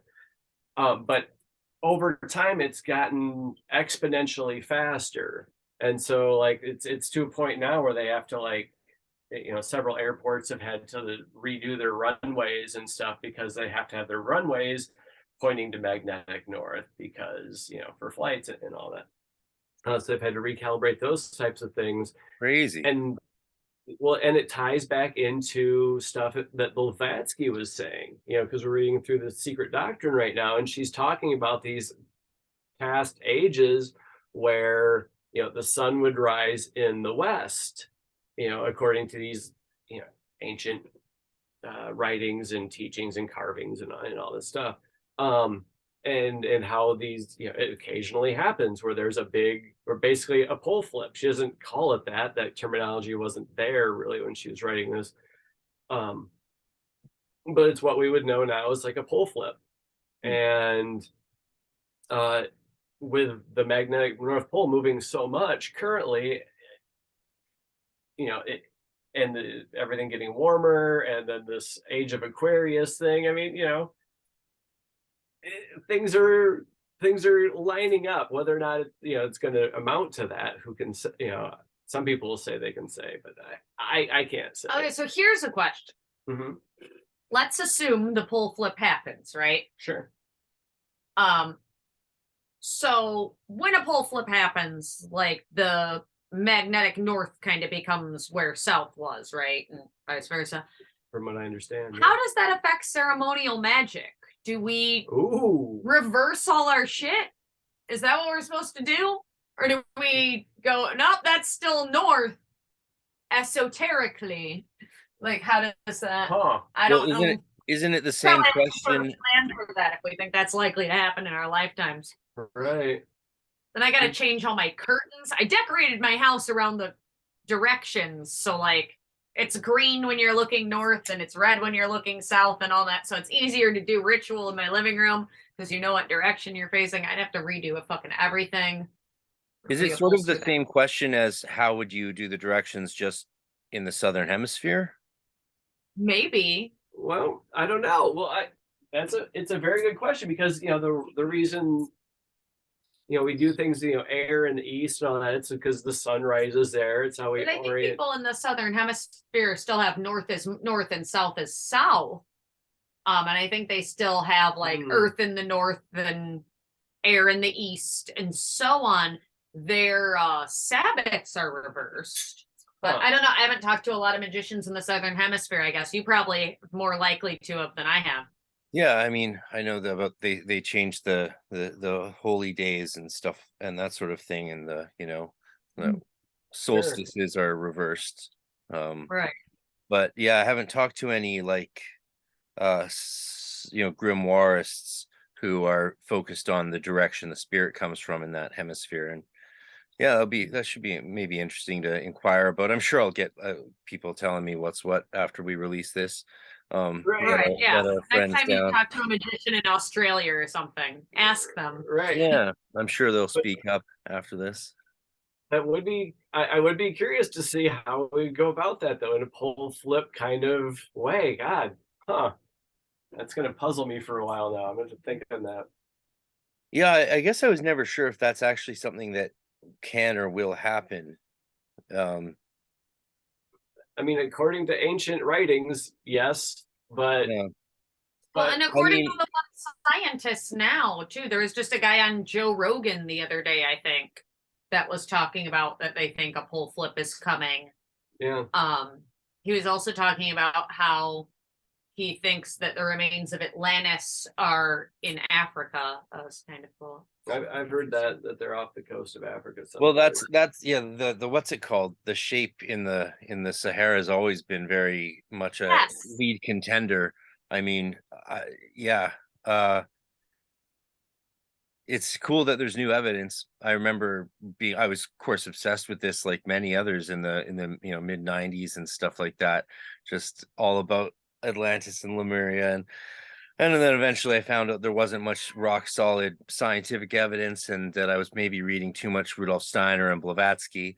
But sure enough, like, I also never believed in aliens or UFOs really. And not until like your government was like, yo, they're real. And it's like, oh, maybe I'll take a look at this again, seriously. And hearing new evidence that guy was talking about for Atlantis, which it just seems, it's always so far-fetched, but you can't discard this stuff, especially when we already have archaeological evidence proving the methodology of taking ancient sources seriously. That's how we found Troy. That's how we found Troy. This guy's like, what if it's exactly where they said it was? Right. I said, which they thought was a legend at that time as well. They Troy thought it didn't exist. At one point in the same category as Atlantis, where people were like, that's not a real thing. Absolutely. That's just like a literary figure. Right. Yeah. I mean, I think a lot of what this institute or establishment of science has been is to guide people's thinking on things rather than actually discover truths. So you can say that again. Right. Yeah. And so I don't put a whole lot of stock in the priests of the neo whatever the fuck it is. They've erased so much of their credibility in the last 3 years. Well, right. And I think it's showing, or like the mechanism of the universe is trying to show people, hey, you've put your faith in a false set of teachings. And the only way you're gonna acknowledge this is if we rub your fucking face in it until you go, oh my God, what the fuck? So yeah, I think there's a whole lot of people that are just like handcuffed to this like idea that science is infallible rather than just a tool for figuring out truths. you know. Yeah, the switch from the scientific method to trust the science overnight. It's Oh yeah. it's Oh yeah. we finally, everyone who had doubts as to how, you know, the world wars happened or fascism happened, everyone had doubts about like how did it really just happen? It's like, oh yeah, we all know now. It's like so easy, so easy. At 1 minute you're just putting people in the racial groups, next minute Kristallnacht. It's like, Oh dude. yeah. And does anyone say anything? Fucking no one will say anything. Right. Well, right. And now we've like made it such a science, for lack of a better word.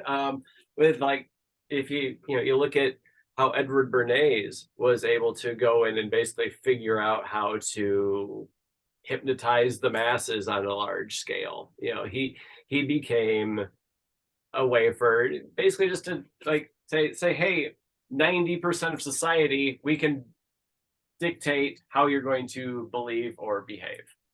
And it's wild. I don't know if you're familiar with Edward Bernays at all. No, who is he? He was the nephew, I believe, of Sigmund Freud. No, really? Yeah, I'll tell you more. Okay, so there's a really good documentary that the BBC aired years ago called Century of the Self.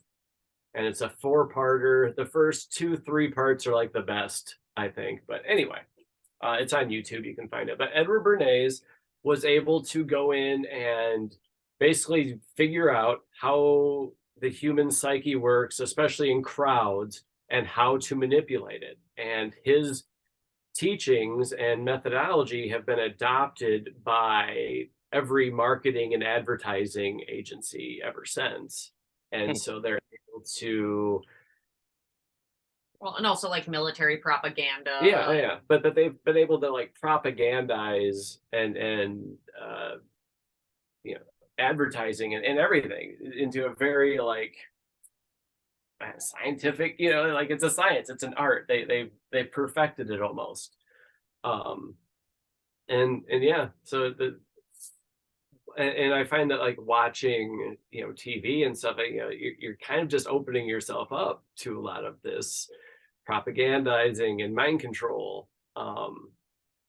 So if you are going to watch it, like watch it with open eyes and paying attention to like, what are the messages that they're sneaking into this story and why are they there?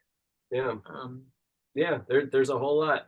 There's a couple old books that kind of like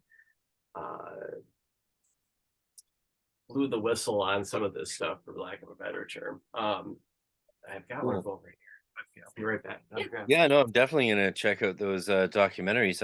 I'm surprised that I missed it, but they sounds like something I would have seen, but I guess not. It's very cool. There's always a more, and certainly the machinations behind how marketing works has always been very, very interesting and sort of scary, of course. Damn. Like, yeah, Edward Bernays is an interesting one, for sure. And some of it's just like very obvious things where it's like he would maybe interview 10 doctors and say, which of these things is a healthier breakfast? And it's like bacon or broken glass. And they're all like, well, yeah, the bacon. Well, now you can say 10 out of 10 doctors say that bacon is a healthy breakfast. Right. Yeah. Well, yeah, like never believe a survey, because who funded it? How are the questions asked? Oh yeah, it's all nonsense. what's the saying? There's lies, damn lies, and statistics. Oh yeah, yep, exactly. This book, Subliminal Seduction. Subliminal seduction. You had me at subliminal. All right. It's a paperback. It's only like 200-300 pages long, but it's very good. And it shows, and this is back in the 70s it was written, and they were uber advanced at that point in the 70s, and that's 50 years ago.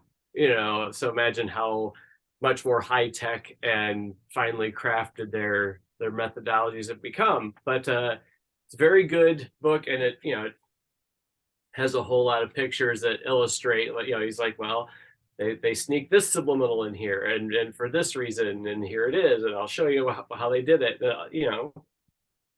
It's wild. It I really mean, is. it's hard not to think of memes and memetics, right? Of course. These days, Yeah. especially when we found out that the majority of like all these FBI agents on Twitter, the accounts they were targeting were actually small accounts that just made memes and jokes. Yeah. And like that's where 80% of their focus was. It wasn't on large accounts who are like, quoting contrary information on whatever doctors, elections, all this stuff that we shouldn't probably talk about anymore. Right. And it was on these people just making jokes and mocking things Well, yeah. very Well, effectively. So that was like, oh shit, they know what's up. They really knew what's up. And yeah, it's memes and Yeah. memetics. A chaos magic buddy of mine wrote a book called The Art of Memetics. It's on Amazon. His name's Edward Wilson. Cool dude here in town. He's a drug counselor and little chaos. He was part of the chaos magic scene here back when Jason Louv was in it up here, and yeah, some fun stories from those times. Yeah, memes are powerful and have been a really remarkable way of taking advertising and marketing theory into popular culture in a way that who would have predicted? I mean, I think some people definitely did predict it, but now that people can make graphics so easily, and like with the deep fakes and with the AI stuff. Did you see there's some artists suing some of those AI art companies? Because I guess the way they programmed these AIs is they like scraped the internet for art that they could teach the computer off of.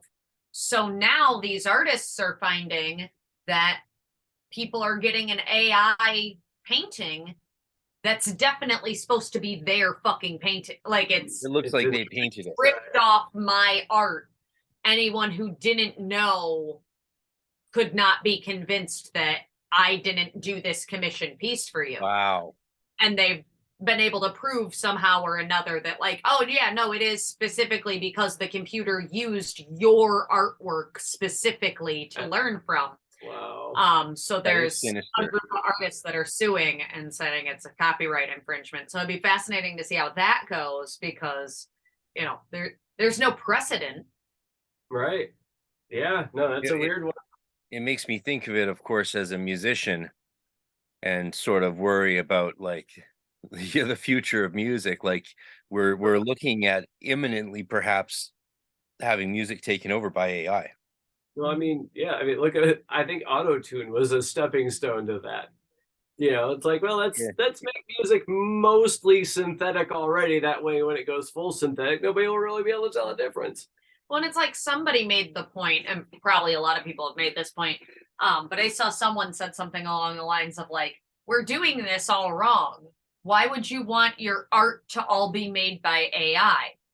The AI should be doing redundant tasks so that people can be free to make art. Well, you would think that. You would think that, but we've got the Terminator out there dictating our reality, so Yeah. What? He said he'd be back, and he is. Right. I mean, it's Frankenstein's monster all over again. It's like, oh, I created this thing, and now this thing's fucking me up. Oh no. Yeah, it's amazing how eagerly we're headlong plummeting into AI and robots and computer technology, despite all the art we've created to warn ourselves against it.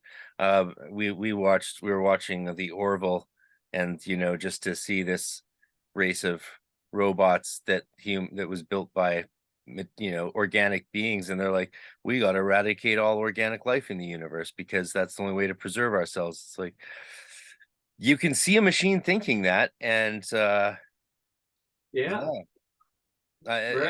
the actual simulation theory has always been possible. Of course, it's as a theory, but it did seem to way less likely a few years ago than even now, Whereas like you're already seeing how machines could construct a reality that we might not be able to tell the difference from, and therefore Yeah. far enough in the future, yeah, here we go. This is a mathematical again, like, you know, that's the thing. Mathematically, it's very unlikely we're not in a simulation. Though I don't think we're in a simulation unless you consider it sort of in the sense of the, you know, divine, spiritual, cosmic, natural simulation of being, you know, nature as so vast and complicated we can't begin to fathom the actual Time or something. Well, yeah, I substance mean, of our reality. We still don't even know what matter is, right? Like, so well, that's kind of the thing that I take as far as our universe being a simulation is, you know, when we look at atoms, right, and you go further and there's, you know, quarks, and there, you know, we can never find the thing, right? It's always a spinning thing inside another fucking thing, right? So at the end of the day, it's nothing spinning on nothing, spinning on nothing, spinning on nothing, which would be what? An illusion, which is what exists in it, in your computer, this world that exists in your computer, right? It's an electronic illusion, and that's okay. Yeah. You know, I'm okay with living in GTA world. It's all right, whatever. Here we are. You know, I can fight it or I can try and level up, right? isn't that called Chicago now? Well, I mean, yeah, I haven't been to Chicago in a few years. I don't know. Maybe it's not Chicago. I just y'all got some crazy cityscapes going on in the States. Like yeah, our countries are similar, but also not. Oh no, you guys are way nicer up there. Like, You know, we don't have the crazy gun violence, which is it's nice. right? Yeah, no, it's interesting. I've been to Canada a bunch of times, and like it's a very marked change just in everybody's demeanor, and like it's very strange how that works, but it does exist. You guys are far nicer. We're far more, I don't know, likely to put up billboards and be pissed off about it. You know. Well, you feel a bit safer speaking out, Oh yeah, yeah, whereas we don't have the legal right to speak out and say what we think here. yeah, yeah. That's a difference. Okay. They'll take you before a tribunal and you'll get fined or jailed. Oh, that's wild. Yeah. So you're not really nicer. You're just afraid to be mean. It's like the argument of like, is divorce being more common a horrible thing, or does it mean people are leaving abusive relationships? Like, was it better when grandma had to stay with grandpa because she had no other choice? Maybe not. Right. Yeah. Yeah, fair point. Very fair point. Yeah, it's a tricky thing up here with our rights and freedoms on the line. But you know, we have, you know, fortunately we have opposition parties like you guys, so you know, we'll vote for a change. We don't really want the conservatives in power, but the other options are just too shitty for words. So we'll vote for a change and we'll get that change in. And if the change does what we want, then actually it could be a good change. You know, of course, every other time in the past, it's just been like, okay, we're in power now, tricked you. Right. It's a different type of shitty so that you vote for the change again back to the last one. And then we can just maintain this cycle, pretending that we, the people, have control of things. Yeah. Yeah. I remember when I was a kid, the party that we've always voted NDP, sort of, you know, I have my family, which is like our sort of left-wing socialist party. And mainly because, you know, they do things for poor people and no one else does. The other parties literally vocally don't care about poor people. So we've always voted for that. But the one time they got in power when I was like 9, first thing they did was just double our taxes. Yeah. Yeah. No. And so it's like, what? Yeah. That's the thing, is because that mostly hurts the poor people, right? Like, of course. Yeah. No. millionaire, you don't really care, so you don't, you know, it doesn't hurt you as much. If you even have to pay them as a millionaire. Right. Right. Yeah. Yeah. People need to stop with the looking up at political figures as either friends and or professional athletes, because they, you know, or rock stars. You know, it's like these people are supposed to like leave you the hell alone and maybe show up once in a while to say, hey, should we like not let ourselves get attacked from these people over here, or should we like, you know, make sure that these corporations aren't screwing over the populace? Okay, Right. Like they're supposed to work for us in theory. right, but instead it's this other exact opposite thing, and everybody always falls for it. Everybody's got a team. Everybody's like, oh, my team's gonna win, and then everything's gonna be cool, and then that team gets in and everything sucks, and then the other side's like, well, my team though, when we get in, shit's gonna be cool, and then that team gets in and it all fucking sucks. Well, and even when your team's in and you don't like something, somehow it's the fault of the other team. Well, they did a whatever in Congress and they wouldn't cooperate with the very correct, always right people that I voted. Right. Yeah. It's a trick and people fall for it. Like they're not your friends. They're not your buddies. You've never even been in the same goddamn room as them, most likely. You don't know them. Right. You know what their publicist wants you to know. How many people have you known in real life that you thought you really fucking knew? And then they turned out to be a piece of shit. Right. But I trust this guy I've never met with my life. Yeah. Like, or the lives of my children. Let's send them off to die in some weird ass war for who knows what. Half the world away. Great. You're like, what? It's not nonsense. we might be cynics. Well, I think it's just you look at the history of what the government You guys does. don't sound cynical to me, no. Yeah, right. No, I mean, cynicism is much darker, I think. Cynicism is, you can't laugh about these things, you know. Cynicism is, wouldn't even want to talk about this stuff because it's the point. That's what I found with the people who are more cynical, is they don't even want to talk about it because they're like, what's the point? And it's like, well, there's a lot of points actually, and historically, you know, we have a really good chance of winning. I mean, the fact that we're talking about it is proof that we, you know, can get through this. And yeah, I mean, evil powers have tried to destroy the world just in the last 100 years, and they lost. They fucking lost. Yeah, you know, I remember when the Berlin Wall came down, and I was in like grade 9, and the teacher told us, and we didn't really understand or care what that meant, but we listened to him anyway. And then we went out to the playground and threw rocks at each other, of course.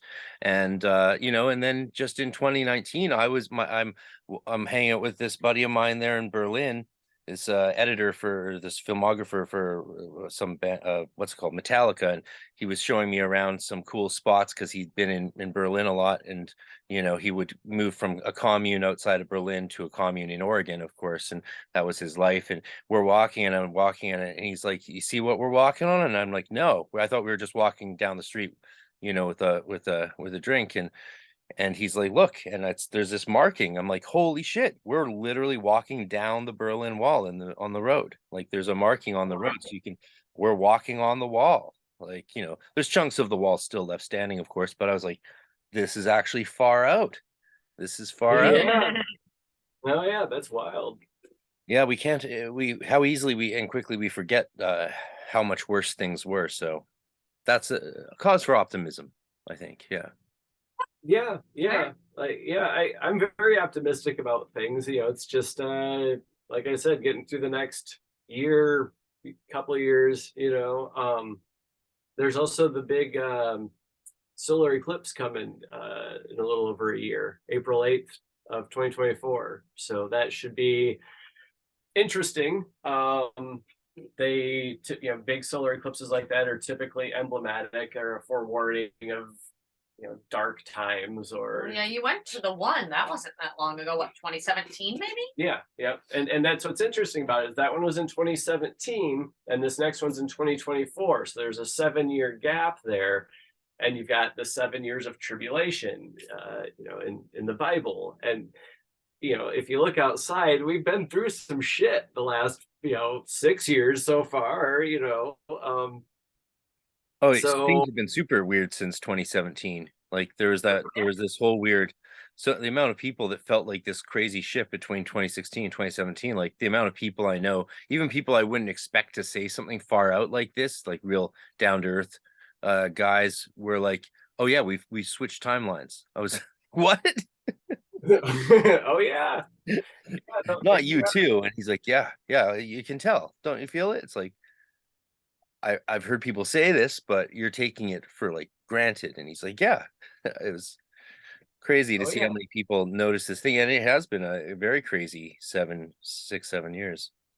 Yeah. Yeah. So I think that this eclipse will kind of be like, the bookend, of it, these 7 years, and then hopefully we skip to a better timeline, when we have that little Fucking window. hope so, man. That's what I'm hoping for. I'll be going to the path of totality, and I recommend anybody who's listening to this, if you have the means whatsoever, get in the path of totality is for that? this That's- thing. It's We cutting. talked about doing that. Oh, yeah, I think we should probably actually start planning if we're actually gonna. Yeah, it's cutting down from like New England somewhere, I want to say, all the way down to like Texas, at least here in the States. It's running like, Okay. it It runs at a diagonal, so we Yeah. won't have to we go anywhere ridiculously far if we wanted to do that. yeah. But So I'd have to like get over to more easterly states or Texas or something. You would, Yeah. yeah. But it's it's the most amazing natural phenomena you can experience. I went down and got in the middle of it for the one in 2017, and I didn't realize what I was really in for. We went down there. I went down with a friend of mine who was a drummer of mine at the time, and we go down, and his dad is big into astronomy and stuff. So his dad met us down there. We drove all the way down to Kentucky, and before this thing hits, I eat a couple of hits of acid, so I'm like, in for it. I'm like, this is going to be awesome, right? And we're waiting for it, and the eclipse starts, and there's a big group of a big field of people, kind of, and the eclipse starts, and it gets to a point where it's total, and my friend Casey, his dad, was like, all right, now take off your glasses. You can take them off now and look up. And you look up, and it's this black hole in the sky with flames coming out from it. It is, yeah. You drew a picture. Right. And so when I drew my Fool card for the 0 up top, I used what I saw at the eclipse. Wash away the rain. Yeah. Yeah, that's what that's about. Yeah, and you can find, there's a Tool song, I can't remember which one, or a Tool video, where it starts up, and it's an animated sequence, and it has that in the sky, this black hole with flames coming out, and I didn't realize that's what they were showing at that point. Excuse me. The cat adventures. You're right. I didn't realize what that was at that point. And then like I see this thing in the sky, and it's just like you could hear the entire crowd of people just gasp all at once. Everybody's like, oh my God, what is that? And it was, yeah, it was wild. Like it changed my life. And I could see someone viewing that and saying, okay, like say the beginning part of Genesis, everything was dark and void, right? And then there's this, God says, let there be light, and there it comes. And while you're watching this, this void, this black nothing, as soon as totality ends, you see this like sliver of light. And if you look out of the corner of your eye, you can see the shadow like fast track across the landscape towards you, like in an instant. It's the weirdest thing.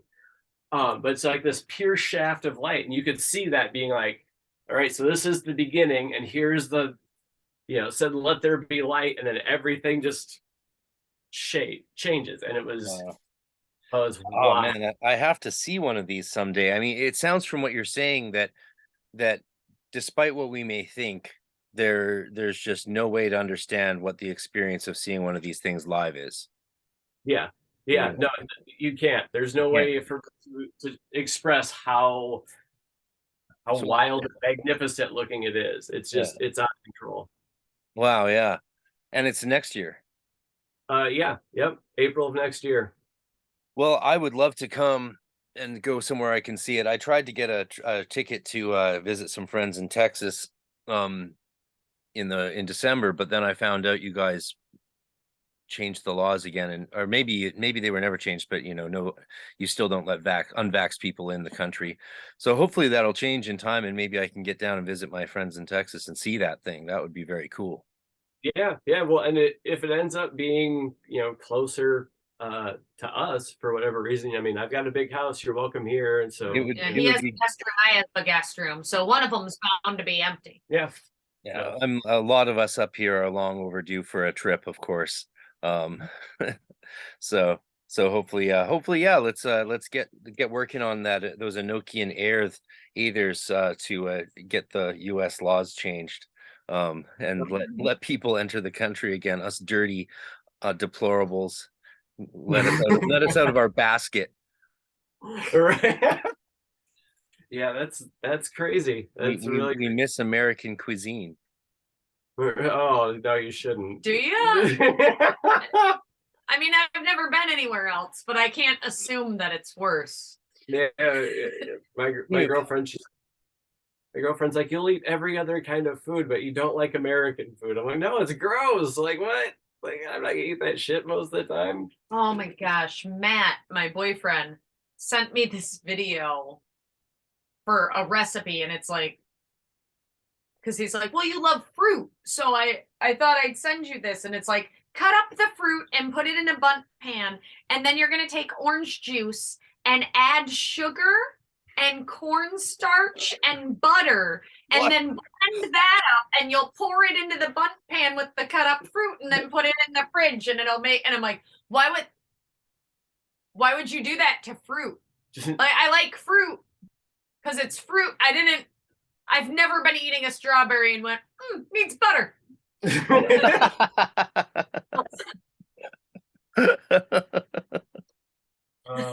Yeah. Butter, strawberries, yum. Oh God. Not once have I thought that.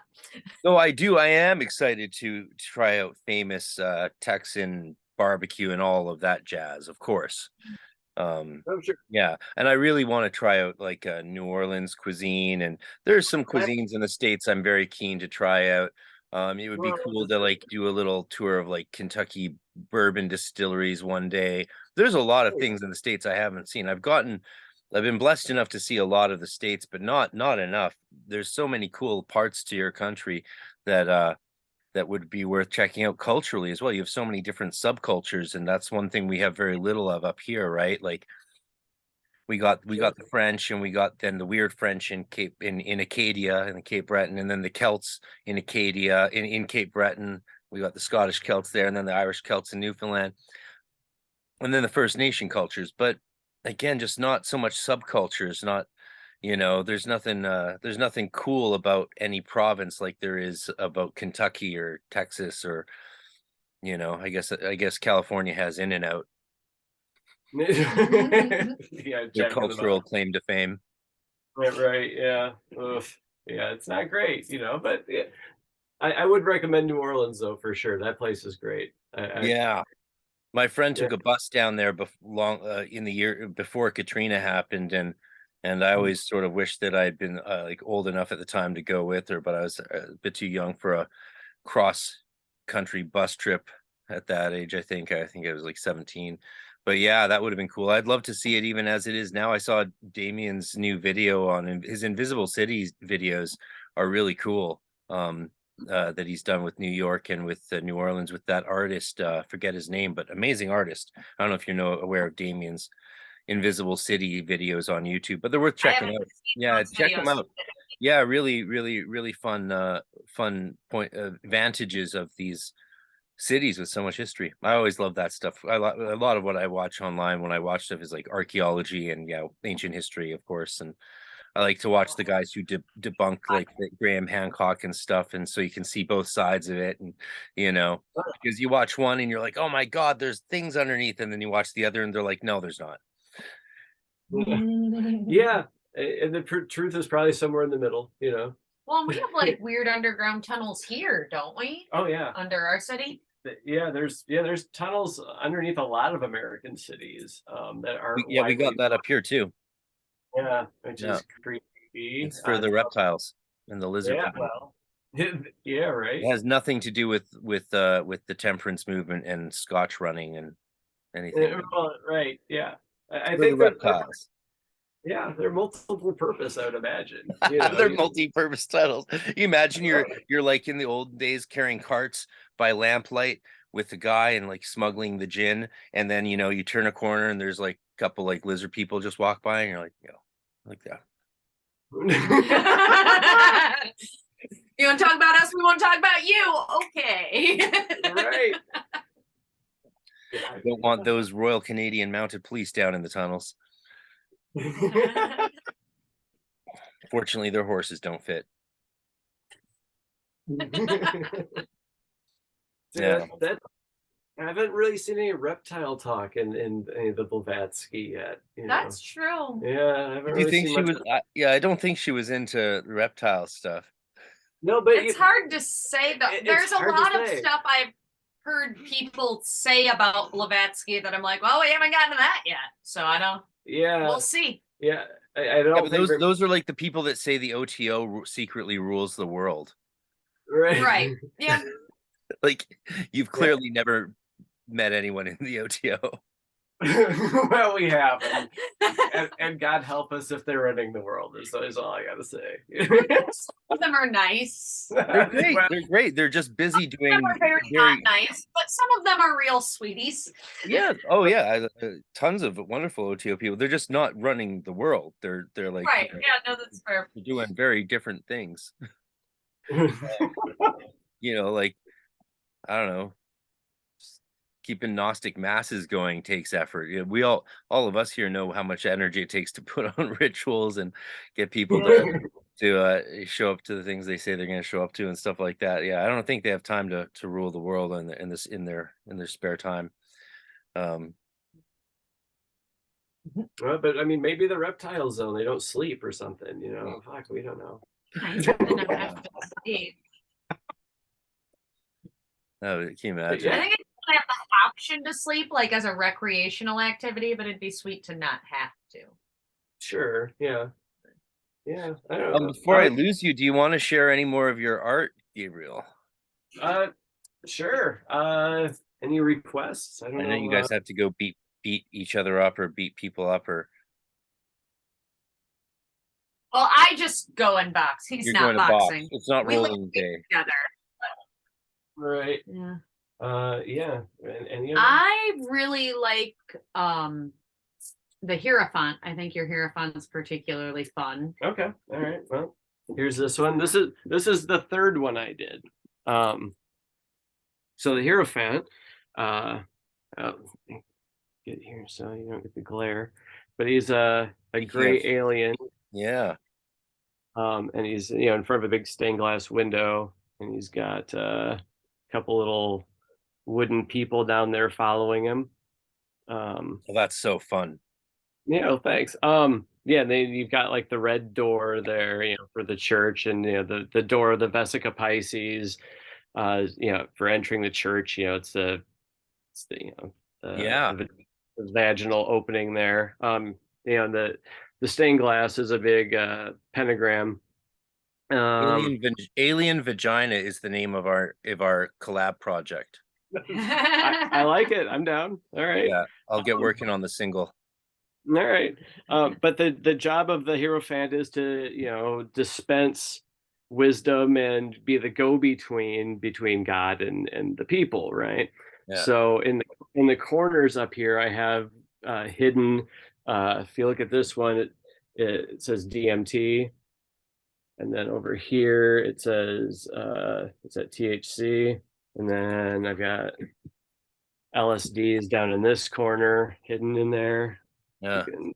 And then I've got 666 over here because, left-hand pathy kind of stuff. It's another way of taking in enlightening oneself and separating from the flock, I suppose, in a lot of ways.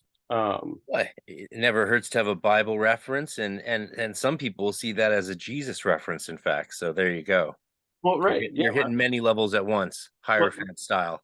Right, yeah. And then on his little sash here, I've got the emblem for the golden ratio. Mm. Because I base all of my cards on, or like the skeleton of it is a golden rectangle. It's 34 by 55 centimeters, the Oh, originals. cool. And yeah, so then I take So it's all based on phi, yeah? oh yeah, Mhm. everything, everyone. I take that and I like mirror it. So I've got a big square up here. You can kind of see it, pretty obviously here in this one. You got the big square up here. And then I mirror it, so there's another square here, right? And then I'll figure out what's an appropriate numbered star to put in each of those circles. That I'll put a circle in the square, and it's different for every card. I figure out, well, do I want a 6 or a 7 or a 5 or a 10? It kind of goes all over the map, whatever I feel is an appropriate corresponding thing that's kind of calling out to me, because a lot of it's intuition. A lot of it's, you just like open yourself up. And I find a lot of that requires, well, maybe not requires, but like the combination of weed and caffeine kind of helps put me in that meditative place. Mhm. Well, caffeine I relate to Mercury. We have a entity we kind of half created, I think, called Caffeina, and she's kind of like my own little personal like Mercury representative. That's like my go-between that gives me the information. Caffeine servitor. Right, yeah. And then you've got like the stained glass windows down here. Each one that corresponds to a different element has a Chalices of blood. yep, chalices of blood, and Yeah. so, that's the Hierophant for you. Love it. I love it. Well, thank you. Yeah. Well, here, I'll show you the devil too while I'm Oh yeah, the devil's in the now the devil is a fun one. So I did this one. He was a couple ones ago, so I got him done about 3-4 months ago. And so I have the devil as a jack-in-the-box popping out, like Pandora's box. So you open the box of the devil and That's all so that, cool. and he's got a chessboard in front of him in which he's playing chess with you, because that's what the devil does, right? And yeah, I took a goat head, used that as his, or a goat skull, used that as his head. He's got. I love the marionette stick, yeah. With the, oh yeah, thanks. With the Hierophant on the marionettes. Yeah, yeah. Well, yeah, because I took, so cool. I self-referenced my own deck in this one a bit. So I took the Hierophant, used him as the bishop, right? And then I've got the High Priestess as the queen, and I've got the Death guy as the knight, and I've got the Tower as the rook. And then the devil himself, the corner of his jack-in-the-box is on the square that the black king would start on. Yeah, and he's a Saturnian card, so I've got the the chess clock, hourglass over there. Yeah, all that, I guess. So No, I love it, man. It's so fucking amazing. Thank you so much for sharing some of that with us. And I know you've sent me some images before, and it just blew my mind, and was really excited to share some of this with the world. So yeah, we'll have to you'll have to let me know when you have a method by which people can get prints or whatever. And I hope you do a little a major arcana deck at some point. And because I know everyone probably says that because there's so many decks and just they keep coming out all the time, but I really think yours is, they're all special, but yours is specialer. Well, I appreciate that very much. Thank you so much. Yeah. Like you spend like over a month on each card, and then we do like little rituals that support them too. So like their creation is intermixed with active ritual that you guys are doing. Oh yeah. Yes. That's so hardcore. So like with the devil card, for example, we hosted a chess tournament at my house to go with the chess imagery and the devil card. With the hermit, we did a ritual where we put together a jigsaw puzzle, and no one was allowed to leave the house until the jigsaw puzzle was put together in its entirety in one evening. And it was a Willy Wonka puzzle because he is also a hermit. He's a hermit. Yeah. That's so cool. Yeah. Yeah. Every time we try and do that for the star, we had a New Year's Eve party, and the thing was everybody was supposed to dress up as a celebrity. So yeah, That's great. Wonderful. Yeah. Well, thank you. Wonderful. Yeah, it's kind of I'm the one pushing the pencils, but in a lot of ways it's a group effort. My girlfriend helps a lot. She's been the model for several of them. Ray here has been the model for a couple of the figures. I'm a weird bee lady. Yeah. Yeah. She's and also yeah. Like a bumblebee. Yeah. Yeah. For the Empress, we made I made a queen bee. Oh, cool. Yeah. Very cool. Yeah, and I used the background of an actual throne room for some Russian place or palace or whatever as the background. There was an inspiration for the background anyway.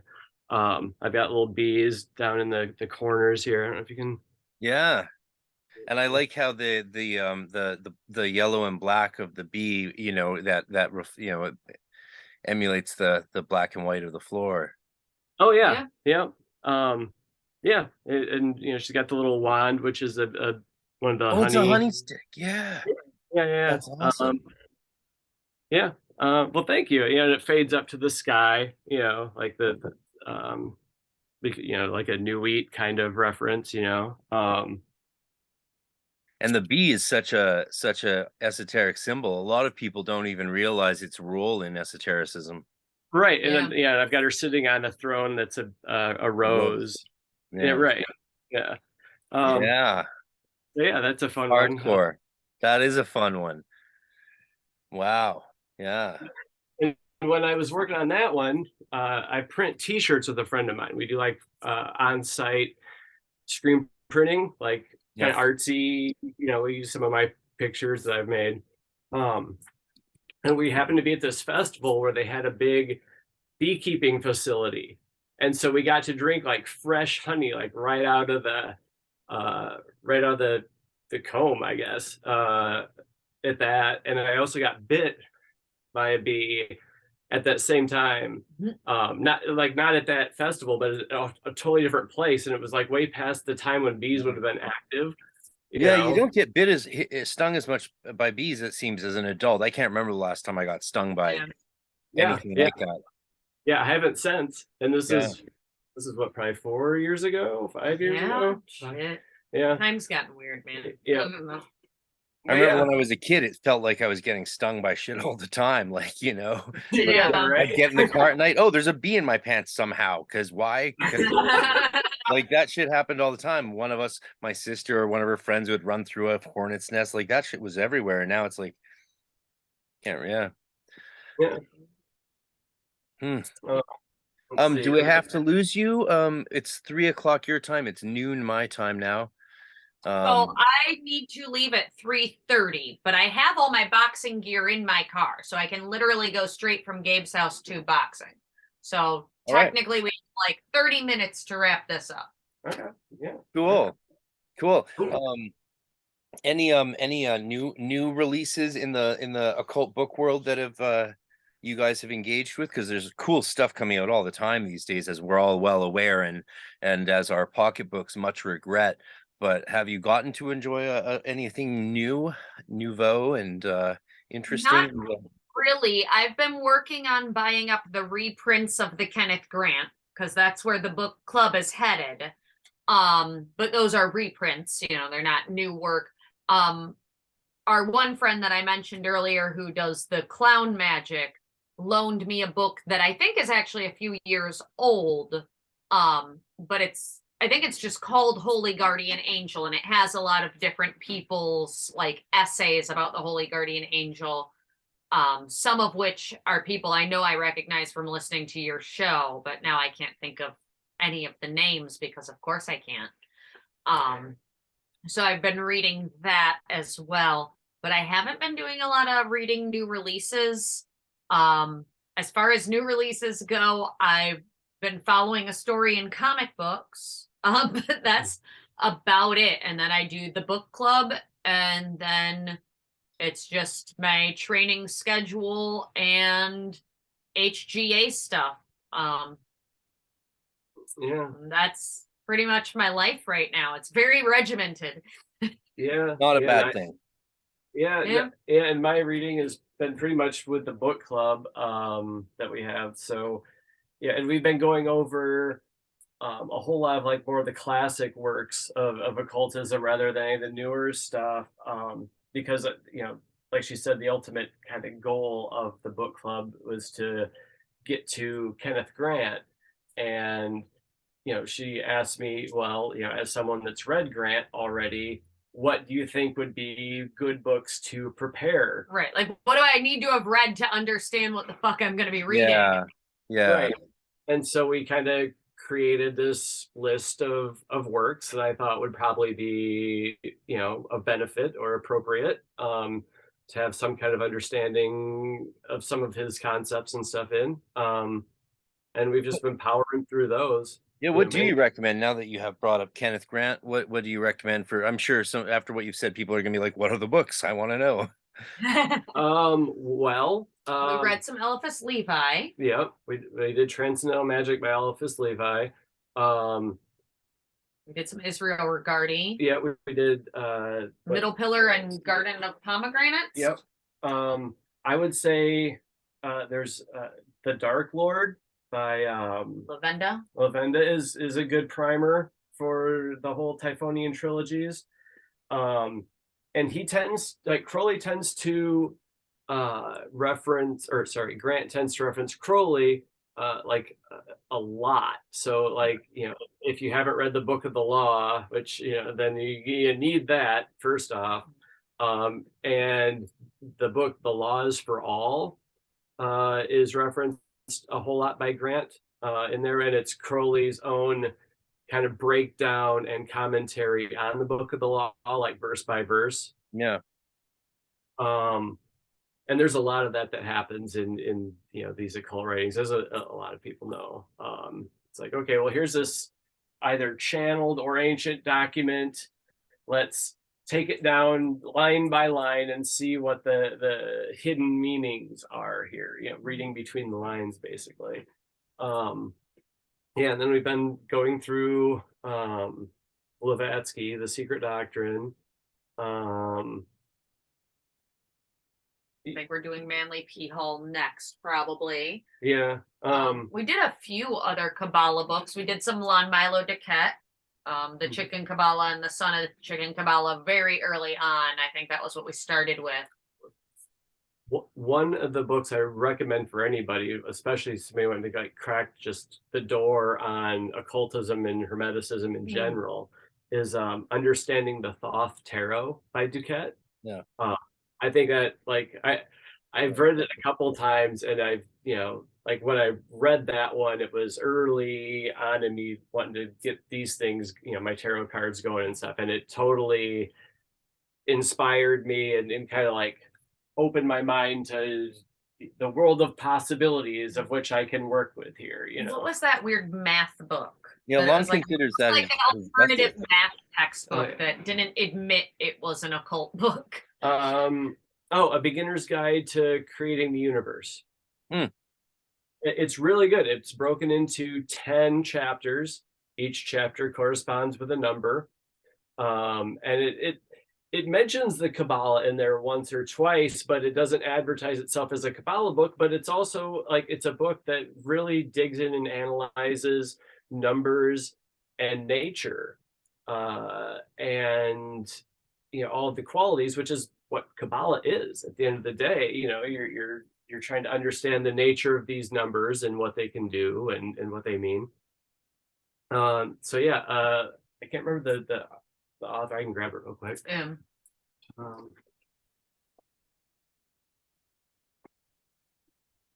Any good one-liners, Ray? Any good one-liners? You don't have to answer that. A beginner's guide to creating a universe by Michael S. Constructing the universe. Okay, by Michael Okay. Schneider. Yeah, by Beginner's Michael. Guide to Constructing. I think I've seen that book before, but never broken it open. So it's a high. You give it a recommendation then, eh? Yeah, it's got a whole lot of geometry and just nature, and seeing the grand design in the world, which I think is one of the things that keeps people from being happy. Like when you can look outside and see there's some kind of plan at work or some kind of design in progress, you go, okay, well, where are we going? What's happening? There's some kind of intelligence guiding it, because geometry is how intelligence gives itself away. Mm. It's an organization. I think of it just as like the glory of God, which is Well, sure. nature. I mean, it's a class. Like sometimes the old language is actually quite handy, I find, like rather than debate what kind of communication you got or on what level of veracity you would hold it. It's like in the olden days, you'd call it revelation, Sure. This thing was revealed to me, or I was inspired. What does that mean? What that you were inspired? Were you working with a spirit, or were you just going for a walk in a beautiful place? Like, who cares? Right. When you use those old terms, sometimes you can just sort of be a bit more ambiguous and not worry so much about trying to sort of fit it into a structuralist box, like a good modernist. Mhm. Yeah. Yeah. Quick question before I forget: Kenneth Grant's house, I recently found out, was actually called the Black Lodge. Okay. Is that true? Do you know about anything about that? I'm trying to. I think it may have been. Don't quote me. I think it may have been. Yeah, if you don't know, that's fine. I just there's some photos going around. I was like, wow, that's an impressive house, and it's called the Black Lodge. And I'm like, did he actually call his house the Black Lodge? Interesting. I don't know much about him as a person. Yeah, me neither. I mean, that's why you sent me Gabriel last time, because I was looking for a Kenneth Grant person to talk about, because again, I've only ever Yeah, I think I was actually trying studied to one of get his you books into in the depth. book. Yeah. I think that's actually started with me trying to get you into the book club. Like, I have this idea for a book club I'm going to start. We're building up to reading Kenneth Grant. And you were like, you're reading Kenneth Grant? And I was like, well, I haven't read it before, but I want to. And I have some of the books. And some of my friends have read it. And you're like, you can put me in touch with someone who's read. Yeah. Yeah, it's not in my circle. It's not something people generally read. Of course, the most people I know are either Golden Dawn types or a bit too Christian for the Crowley stuff. So, but it's very interesting. I've always found Kenneth, I'm always interested by any serious practitioner, right? If they're, sure. it's always very interesting. And I do think, there's a lot of, I think his work's amazing. His work's amazing. Anyone who doesn't see that, it needs to read more of the preparatory works or something because it's definitely daunting. It would be daunting to the newbie. I couldn't imagine. Well, and I started reading, I got my hands on a first edition copy of Aleister Crowley and the Hidden God and started reading that by myself. But like, first off, it's not the first book in the trilogies. And then the other thing that I found was I was aware that I had a first edition and that it was rare. And it's kind of a little bit harder to get through a book when you're like, well, I could take it to the office and read on my lunch, but what if something happens to it? So I think I'll have considerably more success with the reprints. But I found it easier to read than I expected it to be. But I'm sure by the time I get through all 9 books, I will realize it's not that easy. Much like the Blavatsky makes me feel dumb. I'm not gonna lie. Like, there are points in Blavatsky where I'm like, have I even been studying this shit since I was 9? I'm not sure. Maybe I'm a poser. Yeah, no, Blavatsky's tough. She's a lot. It's hard to find a good descriptor. She's a little more dry, I guess, than Grant. I found Grant easier to get through because it was I don't want to say more entertaining necessarily, maybe a little more engaging. He's less less invested in like having all the Hindu stuff. Blavatsky's like Hindu crazy. Well, Like, and also like um, she switches between languages. So Yeah. there's a lot of like if she's going to quote someone who originally said it in French, she just says it in French. And it's on you to know French. Which Google Translate is a big savior on that, but like it is a little daunting even with that to be like, okay, well, in the middle of this word there was some Latin, or this sentence there was some Latin. Let me look up what that means. Now we're to Hebrew, and like I'm not as good at Hebrew as you are. So for me, Hebrew means let me pull out my chart and I can go, all right, that's an aleph and that's a gimel.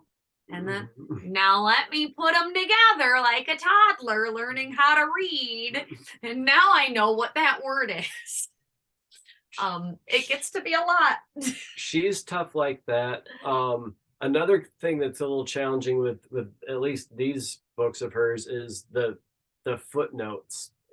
And you know, most of the like really good occult books I've read have a ton of footnotes, right? It's just par for the course. But hers are like all the way at the back of the book, and there's like a footnote every other paragraph. And so like you're just constantly just flipping back and forth, and it's a End notes are the devil's work. it's a pain in the ass. Like you know, it's great. You know that the books are great, but there's like shit in there that's just like, oh man, I'm glad I read all the footnotes. right, Yeah. yeah, absolutely. Yeah, curse on all those who use endnotes. It's it's Yeah. like, especially if all it is like, if all of the endnote says is ibid. Oh Like, yeah, Yeah. yeah. Oh yeah. yeah, No, I mean, yeah, those things, like they did not, that's not, it's not an academic thing really. Most universities will not have you do that. They'll tell you not to do that. yeah. You know, so the style's changed a lot, but you get new occultists reading old scholarship and then thinking those methods are current, whereas academia has moved on to some much more practical methods, and common practices. You know, these things get better and evolve and stuff. So Right. Blavatsky, I mean, yeah, good for you. I mean, I did my time, so you're doing yours. Yeah, Yeah, it's not bad, you know. I mean, it's actually very good. It's just I just don't know if I would make it through if I had not come up with the idea of let's do a book club. So I'm held accountable to other people every week to say, yes, I read those pages. Yeah, like I've powered through a lot of stuff on my own, and I'm used to reading some dry, weird stuff. But even still, I think the book club does actually help me keep a little focused on getting through Blavatsky because it's tough. It's tough. you know, there's a P.D. Newman in his first book before Angels in Vermilion. What's it called? Psychic. No, philosophers. The Philosopher's Stoned. The Okay. Philosopher's Stoned. I All think right. it's in that beginning of that book that he has an account of one of Blavatsky's earlier experiments. And it was in the States, I think in New York State, and it was, you know, using entheogens, using drugs to create spirit connections, and apparently it was such a profound experience. I think the way he tells it is that it sort of set off her on her journey in a different and more dramatic way. It's worth checking out for sure, because I can't remember the details, and PD Newman is coming on. I had him booked for November, but then I had to move him for various reasons. And so that'll be interesting. So check it out, because the way I read it, and again, this is my memory, it seemed like it was surprising because I sort of saw Blavatsky and her cohorts as having a different beginning. And it seems that they might have had a beginning which is grounded in psychedelic experiments that resulted in very profound, very sort of real spirit interactions. And that it seemed also that they were then trying to just recapture that ever after, but were maybe too scared to actually continue practical operations, and therefore just departed into pure speculation based on maybe this one or two really dramatic moments. I have to go back and reread that actually, now that I think about it. But yeah. That'd be worth reading. I could see that. I mean, through history, you look at the hero's journey, a key component of that is a psychedelic experience, having a vision quest on some level or another. And it's, been part of secret societies, initiations, and all that for a long time, probably since history, began. So yeah, it makes sense. That's how you communicate with the spirits. That's how you open those doors. And yeah, and when you have that kind of communication, it does change you. You're reborn. There's no going back. You don't see life the same way anymore. I had a friend that I grew up playing Dungeons and Dragons with and stuff, and drawing comic books with, that I'd kind of drifted away from in our adulthood. But after I'd had my one of my big DMT experiences, I was like, well, I need to share this with a few people. And so I got in touch with him. I'm like, all right, man, like, you need to see this, because this is some wild shit, like. And he's like, okay, all right. And he was intrigued, and he came up here, and he'd done acid, mushrooms, those type of psychedelics and stuff before, and had enjoyed them and had good experiences. But I had him up here in my room, and I'm like, okay, well, this is how we do it, and I loaded up the bong with some for him, and cut him loose, and he went for it and had this crazy experience. He fell back on his back and was like twitching and shit, and when he came to, he was just like, oh my god, so that's it, that's what this is, oh my god, like, it shifts you, like you're never the same. And he ended up like getting a divorce. In his own words, it needed to happen. Like, that experience was like, okay, here, this thing is not for you anymore. And he'd been kind of like, they'd been trying to make it work, and it wasn't. And so, when you have a change, if the change is for better, sometimes it's still going to be, there are tough times getting to that better place, so yeah, he went through all that. But, and he took up magic as an interest at that point too. He was reading a lot of Crowley for a while. I haven't talked to him in a minute, so I don't know where he's at with things now. But yeah, that was interesting though. Like, it changes you. Once you contact whatever it is, the other side, the big guy, girl energy, whatever it is, yeah, it leaves its thumbprint on you. Things are different. You have a different set of things that you're trying to accomplish then. You're not so much mired in the material world anymore. You see it as that, more or less, rather than this is the thing. It's more of like, well, there's a bigger thing, this is a product of the bigger thing, but don't lose sight of the bigger thing. You can zoom out when your problems get really big and crazy. Zoom out. Yeah, it's not so crazy. So yeah, really good advice, actually. Just zoom out. Yeah, strange things happen when we're constantly living our lives zoomed into a screen with filters and facades, all the beautiful gildings that Instagram and the internet provides us. It's no wonder people are in identity crisis, and so eager to define themselves in as firm and as many ways as possible.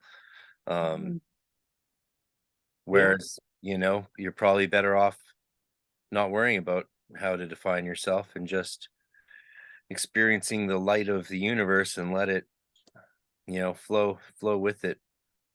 I don't know. Yeah, I agree. Well, and it's more important to know who you are than to know how to communicate to every single person you've ever met who you are. Like the whole Yeah. idea of having to have a social media profile that like, oh, I need to have my little 1 paragraph, 200 characters that explains the essence of who I am as a human being so that people can decide whether or not they want to be friends with me. Yeah. That's very limiting. That doesn't work. Yeah. Well, yeah. I talked to a PhD person recently and I thought, oh, I always like making new PhD friends. And I have met another one recently who actually knows much better, like almost probably arguably sort of somewhat fluent Aramaic and Hebrew. So that's really exciting to me because then I can practice on them and they can help me learn more, which generally I don't get a chance to do unless I pick up the books. But I talked to this other PhD and we were getting to know each other and when she got my name, she just signed off. And I was like, where'd you go? She's like, I went to find out who you are.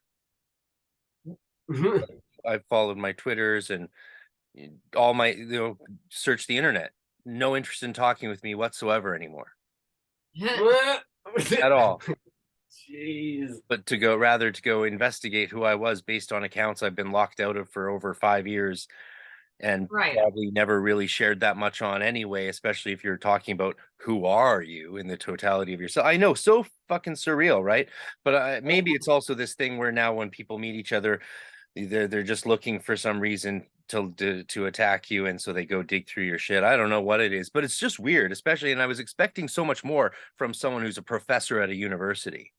Well, and that's like how old are you? The vision of people, I think, also comes down a lot to the fact that everything needs to be communicated in these little easily postable blurbs. If I have been convinced that by like one, we all have to have a social media. That's the first thing we're all convinced of.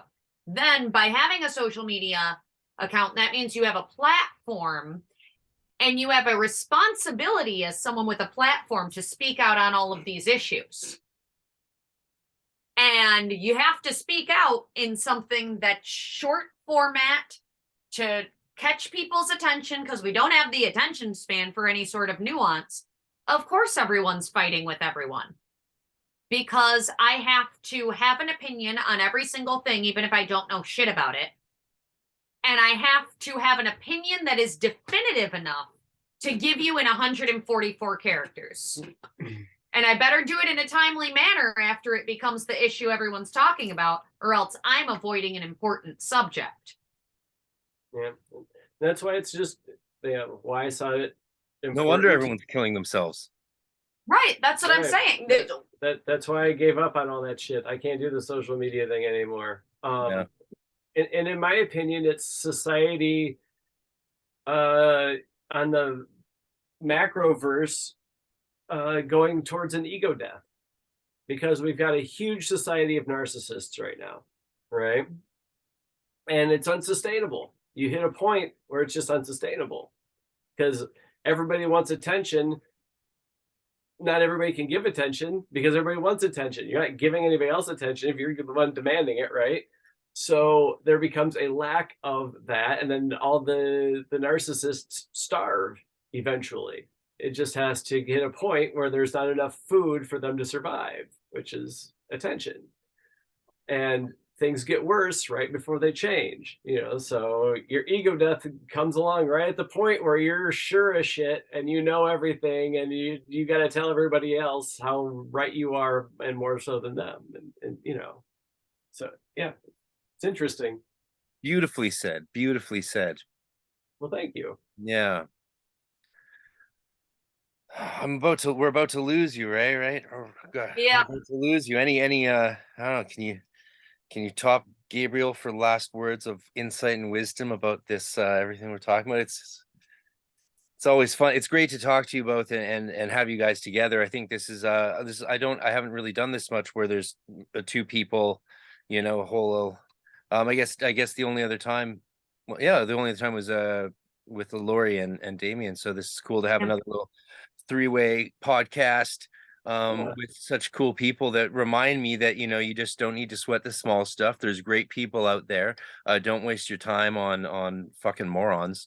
A lot of people have reached out to me this past month to let me know how much they hate my podcast and hate me, and that we shouldn't talk about drugs or alcohol because people are sensitive and they can't handle hearing that stuff on podcasts. And I'm like, well, why are they listening to me? First of all, like, I can't help but listen to the thing I hate. Like that's our culture in a nutshell, right? Rage. I believe there was an episode where you said it's magic without fears, not magic without tears, bitch. Yeah. Well, that might sound bad because that's the name of Marco Visconti's podcast, which I didn't know, of course, at all. But yeah, that's not meant as a slight to him, but as a at all, for sure. So please don't think that. Marco's cool.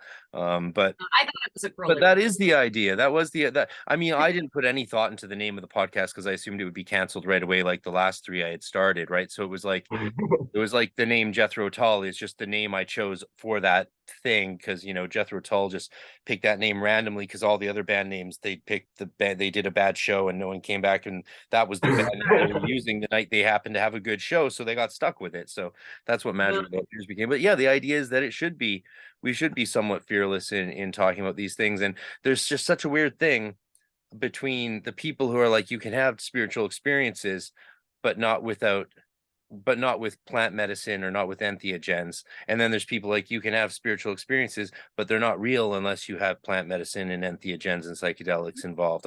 I know people in both camps, and my favorite people are like you, who are like, guess what?